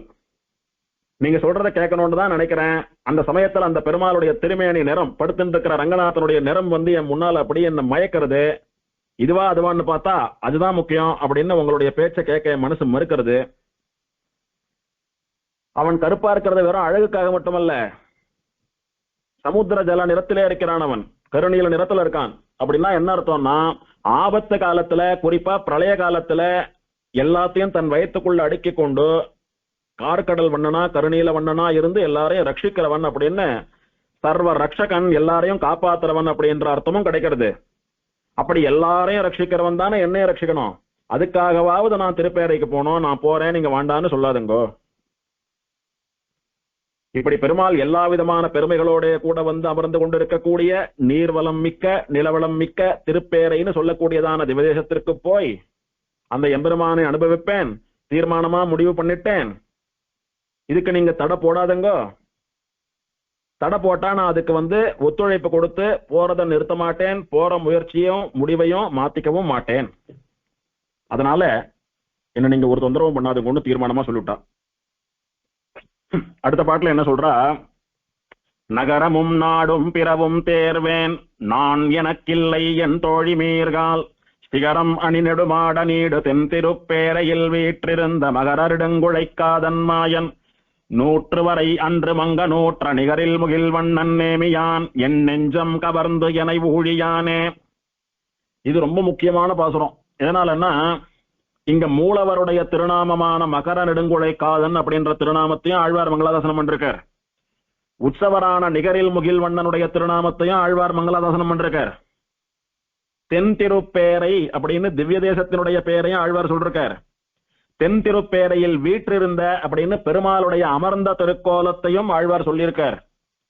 அது மட்டுமல்லாமல் நேமியான் அப்படின்னு ஆச்சரியமா சக்கரத்தை ஏந்தி கொண்டிருக்கக்கூடியவன் பெருமாளுடைய சக்கரமும் மங்களாசாசனமாகி இருக்குங்க. இப்படி பல அம்சங்கள் மங்களாசாசனம் பண்ணப்பட்ட உத்தமமான பாசுரம். குறிப்பா பெருமாளுடைய 2 திருநாமங்களும் இடம்பெற்ற பாசுரம். இது ரொம்ப முக்கியமான பாசுரம். என்ன சொல்றா இதுல, என் தோழிகளே, சிகரம் அணி நெடுமாடம். திருப்பேரையில கட்டடங்கள்லாம் பெருசு பெருசா ஒசந்து இருக்கு. ஒரு கட்டடத்திலையும் நிறைய மாடங்கள்லாம் உண்டு. அப்படின்னா விளக்கேற்றக்கூடியதான மாடங்கள் பேரன்னு சொல்லுவா. அதே மாதிரி பெரிய மொச்சுகள், அதாவது பால்கனிஸ் எல்லாம் இருக்கு. அதெல்லாம் எப்படி இருக்குன்னா, அழகான ரத்தனங்களாலே தொங்கவிடப்பட்டு அலங்காரம் பண்ணப்பட்டிருக்கு. அத்தனை செல்வ வளம் நிறைந்த ஊர். கேவலம் நீர்வளம் நிலவளம் மட்டுமல்ல, மணிகளும் ரத்தனங்களும் ஸ்வர்ணமும் இழைக்கப்பட்ட நிறைய பணக்காரெல்லாம் இருக்கக்கூடிய உத்தமமான ஊர் அது. சிகரம் அணி நெடுமாடம் நீடு, இதெல்லாம் எப்ப வந்தது? ஏதோ கொஞ்ச நாளாதான் அந்த ஊர் அப்படி டெவலப் ஆகி இருக்குன்னு இல்ல, நீடு நீண்ட நெடுங்காலமாகவே குபேர புரியாட்டமாவே இருக்கு அந்த ஊர். அத்தனை ஒரு ஐஸ்வர்யம் மிகுந்த ஊர் அது. எந்த ஊர் அப்படின்னா தென் திருப்பேரை. அந்த தென் திருப்பேரைன்னு சொல்லக்கூடிய திவதேசத்திலே வீற்றிருந்த அமர்ந்த திருக்கோலத்திலே எழுந்தருளி இருக்கிற மாயன், ஆச்சரியமான குணங்களையும் ஆச்சரியமான லீலைகளையும் உடைய, அன்று 100 வரை மங்க நூற்ற நிகரில் முகில் வண்ணன். அன்னைக்கு மகாபாரத யுத்த சமயத்திலே 100 வரை துரியோதனன் முதலான கௌரவர்கள் 100 பேரை மங்க நூற்ற தொலையும்படி, அவ அழியும்படி சங்கல்பம் பண்ணி அவளை சம்ஹாரம் பண்ணினவனும் சம்ஹாரம் பண்ண வைத்தவனுமான நிகர் இல் முகில்வண்ணன், ஒப்பில்லாத கார்மேக நிறத்திலே உடையவன். முகில்வண்ணன் அப்படின்னா மழை பொழியக்கூடிய மேகத்தினுடைய நிறத்திலே கருநீல நிறத்திலே இருக்கக்கூடியவன். நிகரில் முகில்வண்ணன் அப்படின்னா தனக்கு சமானமாக ஒருத்தரும் இல்லாத கார்மேகவண்ணன். அழகிலும் சரி, சக்தியிலும் சரி, தான் ஈஸ்வரன் என்பதிலும் சரி, ஸ்வரூபத்திலும் சரி, குணங்களிலும் சரி, எதுல பார்த்தாலும் இவனுக்கு சமானமானவா ஒருத்தரும் கிடையாது. அப்பேற்பட்ட காளமேகவண்ணன், நிகரில்லாத முகில்வண்ணன், நேமியான், கையிலே ஆச்சரியமா சக்கரத்தை உடையவன். அது என்ன விசேஷமா சக்கரத்தை சொல்லணும்னா, சக்கரத்தை கொண்டுதான் இந்த துஷ்டசம்ஹாரம் எல்லாம் நடக்கிறது. அதனால சக்கரத்தாழ்வான்னு சொல்லக்கூடிய சுதர்சனன் மூலமாக துஷ்டசம்ஹாரங்களை எல்லாம் பண்ணினவனான இந்த கண்ணன் இங்க எப்படி வந்து உட்கார்ந்துட்டு இருக்கான் தெரியுமா? மகர நெடுங்குழைக்காதன், பெரிய மீன் வடிவிலே இருக்கக்கூடிய தோடுகளை அணிந்து கொண்டு அதனாலே அலங்காரமா உட்கார்ந்துட்டு இருக்கிற அழகான பெருமாள். எதனாலே பெரிய மீன் தோடுகளை போட்டுண்டு அழகா அப்படி ஜொலிக்கிறதுனால என் நெஞ்சம் கவர்ந்து என்னை ஊழியான், என் மனசு அப்படியே அபகரிச்சுண்டு பல காலமா என்னை தன்னோடையே வைத்துக் கொள்ளக்கூடிய அளவுக்கு என் மேல காதலோடு கூட இருக்கிறான் அவன். என் நெஞ்சம் கவர்ந்து என்னை ஊழியான், என் மனசை எத்தனை காலமா அபகரிச்சுட்டு இருக்கான் தெரியுமா? அவன் நேத்து அபகரிச்சானா, இன்னைக்கு அபகரிச்சானா, இப்போதான் அபகரிச்சானா? இல்ல, பல காலமா என்னுடைய மனசை அபகரிச்சுட்டு இருக்கான் அவன். அவனிடத்துல தூது சொல்றதுக்காக போன என்னுடைய நெஞ்சு அவனுடைய இருந்துடுத்தே. இவன் என்ன சொல்லிருக்கணும்? அவ பாவம் நீ இல்லாம தவிச்சு போயிடுவா, அவள்கிட்ட போன்னு சொல்லணும் இல்லையோ? அதை விட்டுட்டு என் ஞாபகமா அவனே வச்சுட்டானா. அத்தனை தூரம் என்னுடைய மனசை அபகரிச்சுட்டவன் அவன். அதுவும் எத்தனை காலமா அபகரிச்சுட்டு இருக்கான் தெரியுமா? எத்தனை நாளா நான் மனசு இல்லாம இருக்கான் தெரியுமா? அவன் என் நெஞ்சை கவர்ந்தது இன்றோ நேற்றோ இல்லை, பல காலமாக ஆன பின்பு. அப்படி இருக்கிற போது நகரமும் நாடும் பிறவும் தேர்வேன், நான் மற்ற இடங்கள்ல எல்லாம் போய், நாடுகள்லையும் பிற நகரங்கள்லையும் போய் நானே போய் ஆராய்ச்சி பண்ணி பார்ப்பேன். என்ன ஒரு பொண்ணா இருந்துட்டு இப்படி ஊர் ஊரா போய் தேடிட்டு இருக்கே, உனக்கெல்லாம் வெக்கமா இல்லையான்னு நீங்க கேக்குறீங்களா? எனக்கு நான் இல்லை, அதை பத்தி நான் வெக்கப்படவே இல்லை, லஜ்ஜையே கிடையாது எனக்கு அப்படின்னு சொல்லிட்டா தெளிவா. என்ன நடக்கிறதுன்னா, நாம நினைச்சுப்போம் இப்படி அழகான மீன் தோடுகளை அணிந்து கொண்டு ஆச்சரியமா அமர்ந்துட்டு இருக்கிற பெருமாள் தன்னுடைய அழகை காட்டி அவளுடைய மனசை அபகரிச்சுட்டானோ, அவனை தேடிண்டு ஊர் நாடெல்லாம் போய் சுத்தராயவோ, அவன் எங்க இருக்கான்னு தேடுறா அப்படின்னு நினைச்சு போனாமோ. ஆனா அது அர்த்தம் இல்லையா. பின்ன வேற யார தேடுறான்னா, யாரோ சொன்னாலே பெருமாளும் இவளும் சேர்ந்து இருந்திருக்கா, இவளுடைய கலர் எல்லாம் குறைஞ்சு போயிடுத்து அப்படின்னு சொன்னா பாருங்க, அந்த பழி சொன்னவாளை தேடிண்டு ஊர் நாடெல்லாம் போறாளாம். ஊர் நாடெல்லாம் போற அளவுக்கு அத்தனை பேர் பழி சொல்லியிருக்கா, அவெல்லாம் எங்க இருக்கா அப்படின்னு தேடிண்டு போறாளாம். தன்னை பத்தி ஒருத்தர் இல்லாத பழிய சொன்னா அவளை வெறுக்கணும்னு தானே நினைப்பா எல்லாரும். இந்த பொண்ணு என்ன விசித்திரமா அவளை தேடிண்டு போறாளே அப்படின்னா, அவ திரும்பவும் அந்த பெருமாளோட சேர்ந்து நிறத்தை எல்லாம் இழந்த பொண்ணு தானே இவோ அப்படின்னு உன்னை காட்டி சொன்னாலானா உனக்கு அது வெக்கமாகாதோ லஜ்ஜையாகாதோ அப்படின்னு கேட்டா, ஆஹா அதெல்லாம் ஒரு வெக்கமும் இல்ல. அவனுடைய அழகினாலும் ஆச்சரியமான லீலைகளாலும் என்னுடைய நெஞ்சத்தை கவர்ந்தான் அவன். என் நெஞ்சத்தை கவர்ந்தது மட்டும் இல்லாம என்னுடைய லஜ்ஜை வெக்கத்தையும் கவர்ந்துட்டு போயிட்டான். அவன் மனசை மட்டும் இல்ல, என்னுடைய வெக்கம் அடக்கம் எல்லாத்தையும் கவர்ந்துட்டு போயிட்டான். அதுவும் எப்போ நீடு எத்தனையோ காலமா கவர்ந்துட்டு போயிட்டான். அப்படி இருக்கிறச்ச யார் சொல்றதுக்கு நான் வெக்கப்பட்டு என்ன போறது? அதனால எதுக்கு இப்ப அவளை தேடிட்டு இருக்கேன் தெரியுமா? என்னமோ சொன்னாங்களே பெருசா பழி போடுறதா நினைச்சுட்டு பெருமாளை இவாளும் சேர்ந்து இருந்தா அதனாலதான் கருத்து போட்டான்னு சொல்லி. ஆமா, சேர்ந்திருந்தா அப்படின்னு நீங்க அனுமானம் பண்ணி யூகிச்சு பழி சொல்றது என்ன? உங்க கண்ணு முன்னாலேயே பெருமாளோட கூட நான் சேர்ந்து வாழ போறேன் பாருங்க, அவனை கல்யாணம் பண்ணிட்டு அவனோட கைப்பற்றி பராங்குஷ நாயக்கியா அவனுடைய பட்ட மகிழ்ச்சியா தென் திருப்பேரையில வசிக்க போறேன் பாருங்கன்னு சவால் விட்டு அவளை எல்லாம் அங்க வரவேற்கிறதுக்காக போறாளாம். இப்போ ஒரு பொண்ணு அதெல்லாம் பண்ணலாமா? என்ன பொண்ணுன்னு சொல்லிட்டு இருக்க? அந்த பொண்ணு தானே இவெல்லாம் வந்து வெக்கமில்லாம பழி போட்டா. அந்த பழி எல்லாம் இல்ல, முறைப்படி நாங்க கல்யாணம் பண்ணிட்டு வாழணும்ன்றதை இவெல்லாம் பார்த்து இப்பேற்பட்ட தெய்வீக காதல் உடைய இவர்களையா தப்பா பேசணும், அவெல்லாம் வெட்கி தலை குனிய வேணும். அதுக்காக வாழலாம் நான் தேடிட்டு இருக்கேன். அந்த 4 பேர் தான் நான் தேடிட்டு இருக்கேன்னு சொல்றா. நான் பெருமாளை தேடல, என்ன பழி சொன்னாலே அவளை தேடுறேன். அவ பழி சொன்னதுதான் என்னுடைய காதலை எத்தனை தூரம் ஆழமா வளர்த்திருக்கு. ஒரு விதத்துல என்னுடைய காதலை ஆழமா ஸ்திரப்படுத்தி நான் பெருமாளை சேர்வதற்கு காரணமா இருந்தவாவா. காதலுக்கு உதவி பண்ணவா கல்யாணத்துக்கு வர வேண்டாமா? அதனால அவளை தேடிட்டு இருக்கேன்னா, இத்தனை நாள் பெருமாளை சேர்ந்துடணும், பெருமாள் இருக்கிற இடத்துக்கு நாமளாவது போனோம், பெருமாள் வரான்னு காத்துட்டு இருக்கிறதுல அர்த்தம் இல்ல. நாம போய் பெருமாளை சேர்ந்துடணும் அப்படின்னு ஒரு நாளும் நான் முடிவெடுக்கலையே. எப்ப அந்த முடிவை நான் தீர்க்கமா எடுத்தேன்? இவா இப்படி ஒரு பழி போட்ட உடனே தான் அதை ஒரு சாக்கா வச்சுன்னு இந்த முடிவெடுத்தேன். அப்படி நான் பெருமாளை சேர்றதுக்கு காரணமாக இருந்த இவர்களும் என் கல்யாணத்துக்கு வந்து நானும் பெருமாளும் சேர்றதை பார்க்கணும். அப்படின்னு சொல்றா. அதனால எனக்கு ஒரு வெக்கமும் இல்லைன்னு சொல்றா. இது அவளுடைய அனுபவம். இப்போ இங்க பூர்வாச்சாரியர்கள் ஒரு விசாரம் பண்றா. என்னன்னா, இந்த பாட்டுல மகர நெடுங்குழைக்காதன் நிகரில் முகில்வண்ணன் பெருமாளுக்கு 2 பேர் சொல்லியிருக்கா. தியான ஸ்லோகத்துல சொல்ற போதும் மகராயத்த கர்ணபாஷம் அப்படின்னு இந்த பெருமாளை மகராயத்த கர்ணபாஷகான்னு சொல்றோம் சம்ஸ்கிருதத்துல. தமிழ்ல மகர நெடுங்குழைக்காதன்னு சொல்றோம். இப்ப என்ன சந்தேகம் ஆராய்ச்சுன்னா, ஆழ்வார் மகர நெடுங்குழைக்காதன்னு பாடினதுனால பெருமாளுக்கு அந்த பேர் வந்ததா, அல்லது ஏற்கனவே பல நாளா பெருமாளுக்கு இருந்திருக்கிற திருநாமத்தை ஆழ்வார் பாடினாரா அப்படின்னு ஒரு ஆராய்ச்சி. இதுக்கு பூர்வாச்சாரியர்கள் சொன்ன பதில், 2 விதமா நடக்கிறதுக்கும் வாய்ப்பு உண்டு. 2ம் சம்பாவித்தமே, 2மே நடந்திருக்கு. இந்த விசாரத்தை இந்த க்ஷேத்திரத்துல மட்டும் பண்ணா பத்தாது. பல திவதேச பாசுரங்கள்ல பல ஆழ்வார்கள் பல பிரபந்தங்கள்ல பாடின எல்லாத்தையும் மனசுல வச்சுட்டு ஆராய்ச்சி பண்ணி பார்க்கணும். பெருமாளுடைய திருநாமம் மட்டுமல்ல, தாயார் திருநாமமோ, புஷ்கரணி தீர்த்தத்தோட பேரோ, விமானத்தினோட பேரோ, ஊரோட பேரோ எல்லாமே ஆழ்வார் சொல்லி ஊருக்கு வந்ததா, தீர்த்தத்துக்கு வந்ததா, இல்ல அந்த பேர் ஆழ்வார் சொல்லியிருக்காரான்னு சொல்லும்படியா சந்தேகத்தை ஏற்படுத்துறது. உதாரணமா, திருமோகூர்ல புஷ்கரணிக்கு தாளதாமரைன்னு பேரு, அது ஆழ்வார் மங்களாதாசனம் பண்ணின பேரு. வானமாமலை புஷ்கரணிக்கு சேற்று தாமரைன்னு பேரு, ஆழ்வார் பாடியிருக்கார். வானமாமலையில இருக்கிற ஒரு சோலைக்கு தேனமாம்பொழில்னு பேரு, அது ஆழ்வார் பாடியிருக்கார். திருக்குடந்தையில இருக்கிற புஷ்கரணிக்கு பொற்றாமரை குளம்னு பேரு, அதையும் ஆழ்வார் பாடுறார். பொற்றாமரை கயம் நீராட போனால். திருக்குறுங்குடியில இருக்கக்கூடிய புஷ்கரணிக்கு கரண்டமாடு பொய்கைன்னு பேரு, இத திருமழிசை பிரான் மங்களாதாசனம் பண்ணியிருக்கார். இப்படி பல ஆழ்வார்கள் பல திவதேசங்களிலே பெருமாள் சம்பந்தப்பட்ட பல விஷயத்தை தங்க வாயால சொல்லி பேசியிருக்கா. அதனால ஆழ்வார் பெயர் வைத்துதான் அது வந்ததா, இல்ல ஏற்கனவே இருக்கிற பெயர் ஆழ்வார் சொன்னாரா அப்படின்னா 2மே தான், 2மாகவும் இருக்கலாம் அப்படின்றது பதில் இதற்கு. இந்த இடத்துல பூமி பிராட்டி புஷ்கரணி ஜலத்தில இருந்து மீன் வடிவிலான 2 குண்டலங்களை எடுத்து கொடுக்க அதை பெருமாள் வாங்கி அணிந்து கொண்டான். அதுல இருந்து அவனுக்கு மகர நெடுங்குழைக்காதன் மகராயத்த கர்ணபாஷன் பேர் வந்தது. அந்த பேரை இங்க ஆழ்வாரும் பாடுறார்.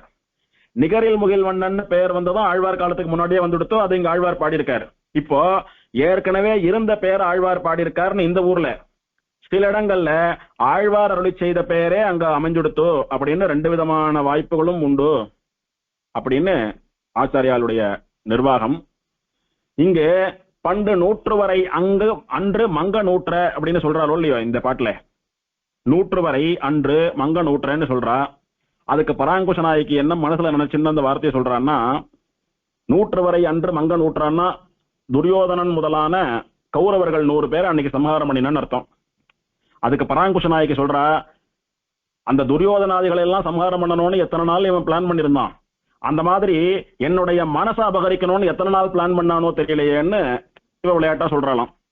இப்ப கடைசியா பலஸ்ருதி சொல்றார். இது வரைக்கும் பராங்குஷ நாயகியினுடைய அனுபவம். இப்ப சுவாமி நம்மாழ்வாருடைய உபதேசம். ஊழிதோர் ஊழி உருவம் பேரும் செய்கையும் வேரவன் வையம் காக்கும் ஆழிநீர் வண்ணனை அச்சுதனை அணிகுருகூர் சடகோபன் சொன்ன கேழிலந்தாதி ஓராயிரத்துள் இவை திருப்பேரையில் மேயபத்தும் ஆழியங்கையனை ஏத்த வல்லாரவர் அடிமைத்திறத்து ஆழியாரே.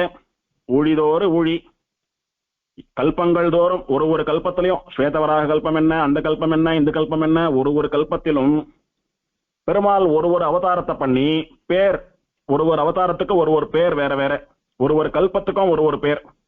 வராக அவதாரமே எடுத்துட்டாலும் ஒரு கல்பத்துல ஸ்வேதவராகன், ஒரு கல்பத்துல கிருஷ்ணவராகன், ஒரு கல்பத்துல யக்ஞவராகன், ஒரு கல்பத்துல கோலவராகன் அப்படின்னு கல்பத்துக்கு கல்பம் பேர் வேற.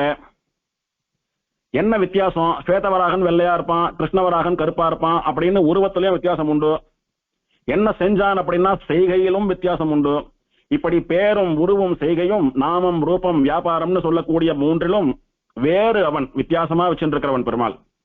வராக அவதாரம்னா எப்பவும் ஒரே வராக அவதாரம் கிடையாது, ஒரே பெயர் கிடையாது, ஒரே காரியம் கிடையாது. கல்பத்துக்கு கல்பம் இதெல்லாம் மாறிட்டு இருக்கும். கஜேந்திர மோட்சம்னா ஒரு கஜேந்திரனுக்கே மோட்சம் கிடையாது, ஒரு இடத்துலயே மோட்சம் கிடையாது, ஒரு கல்பத்துக்கும் ஒரு இடத்துல வேற வேற கஜேந்திரனுக்கு கொடுத்திருப்பார். இப்படி ஊர் பேர் செய்கை உருவம் எல்லாம் வித்தியாசமா கல்பத்துக்கு கல்பம் காலத்துக்கு காலம் சைக்கிள் மாறிட்டு இருக்கும் பெருமாளுக்கு. அப்படி வேறாக வைத்துக்கொண்டு வையம் காக்கும் ஆழிநீர் வண்ணன், இந்த உலகங்களை எல்லாம் காக்கக்கூடிய சமுத்திர நிறத்திலே இருக்கக்கூடிய எம்பெருமான். அவன் யார் தெரியுமா? அச்சுதன். அவன் திருவடிகள்ல சரணாகதி பண்ண அடியவர்களை ஒரு நாளும் நழுவ விடாதவன்.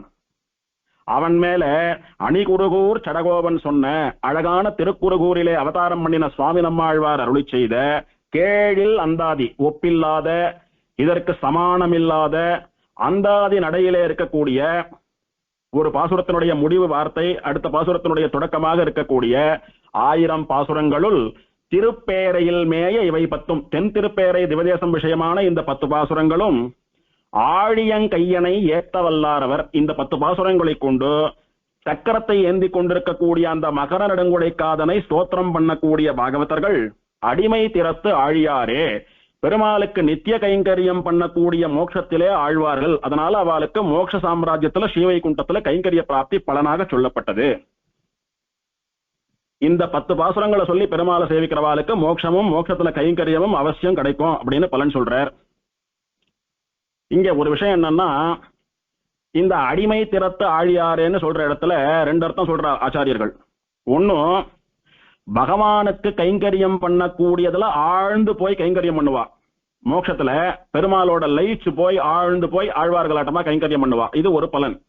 இன்னொரு பலன் என்ன அப்படின்னா, ஆழியார் அப்படின்னு திருவாழி ஆழ்வானுக்கு சுதர்சனனுக்கு பேரு.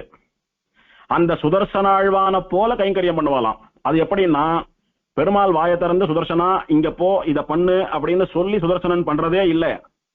பெருமாளுடைய சங்கல்ப சக்தியா சங்கல்ப தத்துவமா இருக்கக்கூடியவன் சுதர்சனன். பெருமாள் மனசுல என்ன நினைக்கிறானோ அதை போய் உடனே நிறைவேற்றக்கூடியவன் சுதர்சனன். அந்த மாதிரி பெருமாள் வாய திறந்து கேட்டு அதை கைங்கரியமா பண்றது பெரிய விஷயம் இல்ல. சுதர்சன நாட்டமா பெருமாள் மனசுல என்ன ஓடுறதுன்னு தெரிஞ்சுண்டு அவனை புரிஞ்சுண்டு அவனுக்கு அத்தனை அணுக்கமா இருந்து சுதர்சன நாட்டமா கைங்கரியம் பண்ணக்கூடியவர்களாக வருவார்கள் அப்படின்னு 2 விதமான பலன் சொல்றது உண்டு. ஆகையினாலே இந்த 10 பாசுரங்களையும் சொல்லி இந்த எம்பெருமானுக்கு மோட்சலோகத்திலே கைங்கரியம் பண்ணி சுதர்சன ஆழ்வானை போல அவனுடைய மனசுக்கு நெருக்கமானவர்களாக நாம் எல்லாம் அமைய வேண்டும் என்று ஆழ்வார் இங்கே காட்டி கொடுக்கிறார். கடைசியா ஒரு விஷயம், ஆச்சாரிய ஹிருதயம்னு சொல்லக்கூடிய கிரந்தத்திலே அழகியவனவாள பெருமாள் நாயனார் இந்த திவதேசத்தை கொண்டாடுறார். என்ன சொல்லி கொண்டாடுறார் அப்படின்னா, சென்று சேர்வார்க்கு உஷா துணை அறுக்கும் சௌந்தரியம் மாநகரிலே கோஷிக்கும் என்று புகழப்படுகிற திவதேசம் இது. அப்படின்னா இந்த திவதேசத்துக்கு போய் சேர்றாளே அவ உன்னை தொலைச்சிடுவாளாம், உன்னை இழந்துடுவாளாம். என்னத்தன்னா மனசை இழந்துடுவாளாம். ஏன்னா அந்த திவதேசத்துல போய் சேவிக்கிறவாளுடைய மனசை திருடுறதுக்குன்னே ஒருத்தர் இருக்காருங்க. யார் அப்படின்னா, நாம நினைச்சுப்போம் பெருமாள் தானே, பெருமாள் இல்ல, பெருமாளுடைய சௌந்தரியம்.